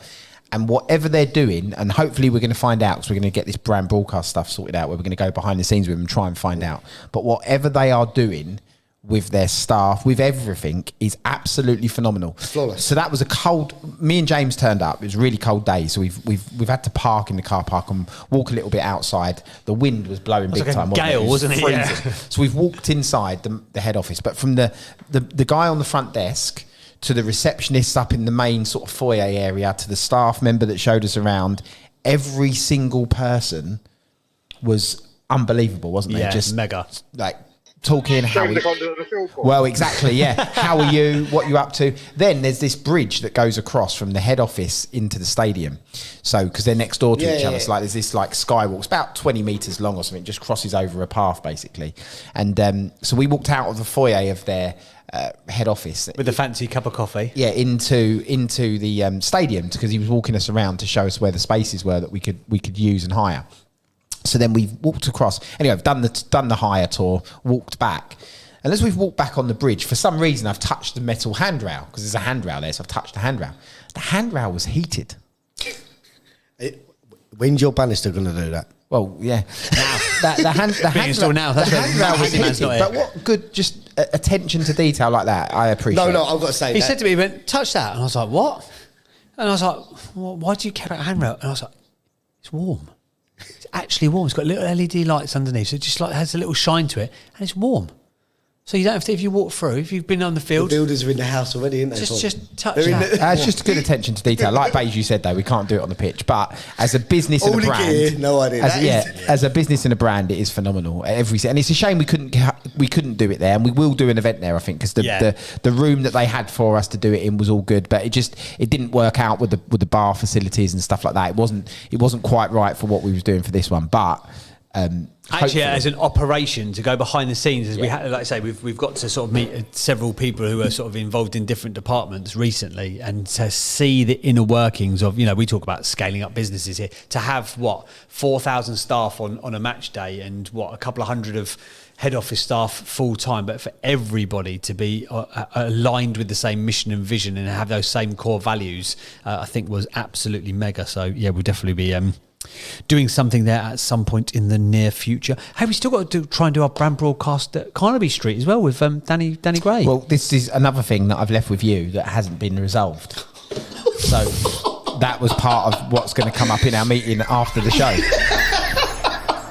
This will be my last ever show, guys. Thank you for having me. You say you have this as a debrief. I've got to go straight away this morning. Discussion. I knew where it was going because me and Paul have really been talking about how bad this situation's been. I don't know how this has turned on me all of a sudden. And I've just had a look at my last message in the back channel. What was the line? How's the content upload going for app version 2? I know the process exactly. I've just not tested it yet. For those of you that I said I could get you don't win every. Don't win every battle. No, to because let me just war. clarify something. Because I move your phone away from the microphone, please. Again, sixth time. Thank God he's deflecting. I'll take it. I put my neck on the line and said, "We'll have app version 2 done within 7 to 10 days," didn't I? So the app is built and it's done, but the content is not in there because... Is that the only thing you're waiting for? The content was handed over to the person now sitting on my right who said, "I'll do that, I'll take that off of you," and it's not been done. So firstly, can Maria do it? Can Maria do it? Well, I don't think you want to help now, do you? But James, if you need help, I'll get Maria to... Can you get Maria on this for me? But what I want to make clear is that Paul has built an app. It's been like... Is it actually all ready to go? Yes. Other than the content? Yes. Am I actually holding up then? Yes. Oh, I didn't realise that. I thought you were bantering me. I'm really sorry. Oh, sorry. I stayed on a Zoom call Tuesday night till 1:15 a.m. I feel really bad. With someone in the US. I feel really bad now. Do you want Maria to help you? Yeah, can we get Maria? I just want to see what your reaction would be. No, I just need Maria. Dropping the ball. Yeah. We don't like people just shouting in this app. Flash a mic if you've got an opinion to take me off with. Thank you. Watch how fast I upload content today. I'm going to go at it like a madman. Well, actually, I've got 2 recording sessions The problem is, for every day you delay it, the work gets bigger because there's more content backlog for you to create. Oh, no. But anyway, hey, okay. That's for you to work out and me to moan about. Okay. But I would love to help. I would love for you not to help. But I will have to go. I would love to record a video of Ashley trying to edit audio. Could you imagine that? Could you imagine that? There's a comedian. Have you ever seen it? Ronnie, I can't remember his name, but he's basically I will share this somewhere. There's a comedian. He's from Hong Kong or Singapore or somewhere like that. Ronnie something, and he's trying to explain about how he was trying to get his mum to remove a comment from YouTube. So his mum had put a comment on YouTube, and he's trying to explain. Has anybody seen that clip? Yeah, it was on the Netflix show. Ah, it's hilarious, isn't it? Young, I think. That's it. One of the funniest things I've ever seen in my life. But that is what it would be like trying to get Ashley to edit audio. And I'll try and find it. I'll find you the clip and play it to you later. I've had a message in the back channel as well. I was thinking, who's messaging to? Someone's going to be messaging to support me here when Paul's tagging me off. This is the last message I got in the back channel. I was like, oh, thank God, someone's going to take the heat off me. It wasn't. It was just Yen going, Ashley's got a great smile. So there you go. Paul, does James need some sniping? Your timing is the best. I think he needs. Yeah, I need more than sniping. I need a miracle at this point, Beji. Frankly, miracle mentality. Paul, give him a deadline. Give him a realistic, stretchable deadline. Yeah, he's going to need. 3 minutes time. He did 4 days ago, and I ignored it. By about 9:30, he's going to need some support from a third party. I think by the time we've had our conversation. This is the last show that James Burt will be allowed in the studio. He is no longer welcome because he can't hit deadlines. Sorry about that. I tell you what, though, I'm excited for version 2 of the app. I've had people messaging about version 1 of the app today. I'll talk to you about this after. But version 2, I've had a look, and it is mint. No matter how much you shine Paul in a minute, I don't. I love the work you've done. I think it's phenomenal. It's a bit I respect you as an operator, and I like you as a man. It's a bit like building a restaurant, but not fit in a kitchen. That's what it's like at the moment. It looks nice on the outside, but on the inside, there's absolutely nothing that's there. That's where we are. It's a lovely app, though. It's really, Everything that I like about you as an operator comes so well across in that app. Look me in the eyes as I'm talking to you. Okay, thank you so much for your work. Thank you for your service. Right, we've got a couple of minutes left, so I think we better wrap up this room. Cheers for your ears as always. Thank you. Tell people one more time to click on that link. That's what I was going to do. So one more time, if you have just jumped into the room, because I know we've had about 1,000 people through the room this morning, but maybe you weren't here earlier on for the big announcement. The big announcement is that the Winners Club, kept getting asked about a Christmas get-together, a Christmas gathering, a Christmas party, and we have created such an event, but this is not a normal Christmas party. This is not a normal gathering. We have brought in one of the world's most in-demand, high-performance speakers to London. He's going to be live in London, not via Zoom, not via a screen. He's actually going to be live in person. An Evening with Tim Story is on the 16th, which is Thursday. So 2 weeks yesterday. Thursday the 16th of December. He's known as well. Let me just do the little blurb, shall I? Shall I just do the little blurb? Yeah, I might as well do the little blurb because I've written it, so I might as well read it.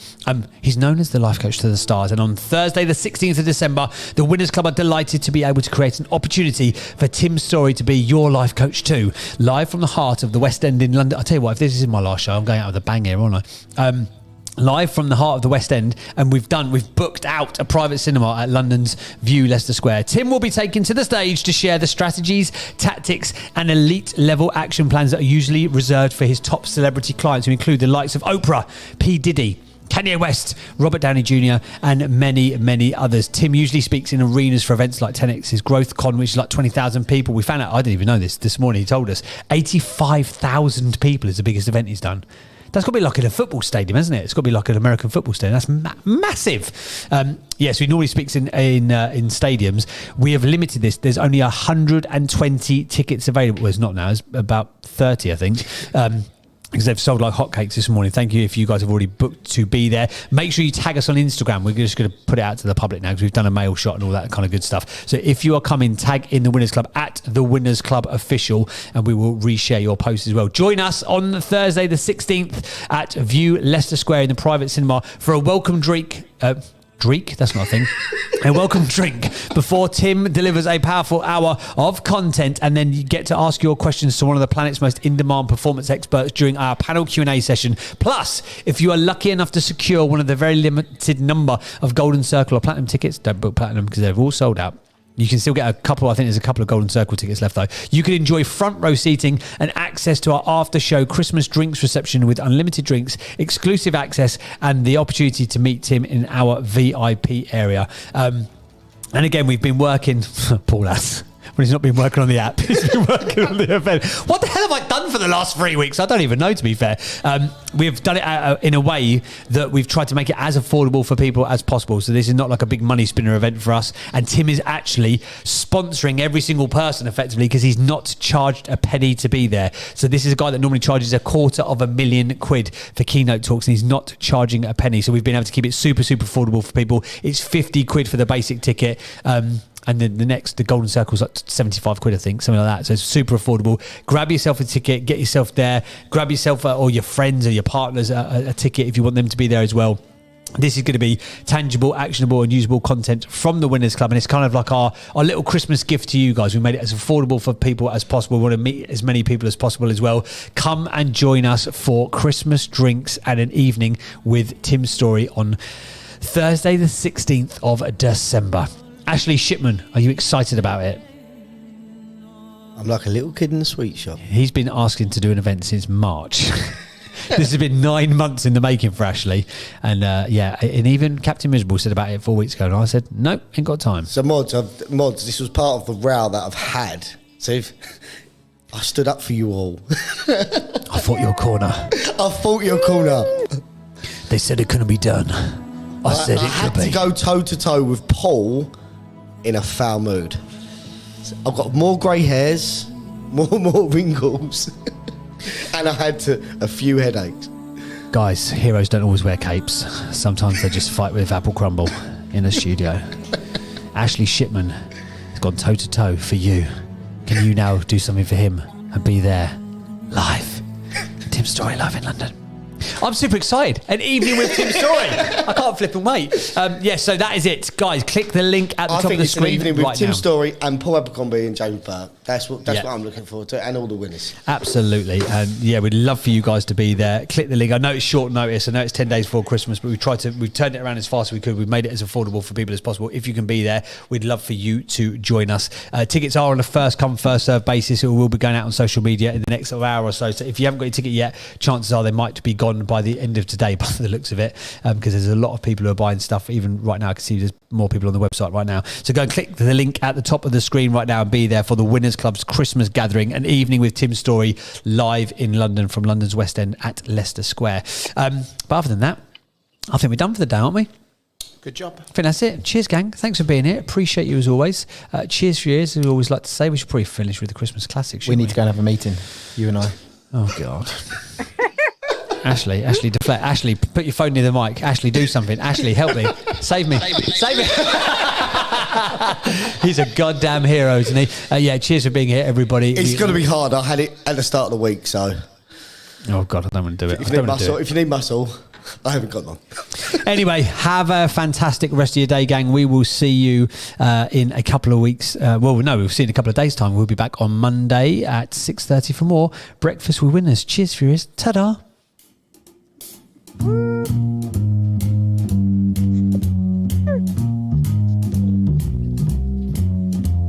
You better watch out, you better not cry, you better not pout, I am telling you why.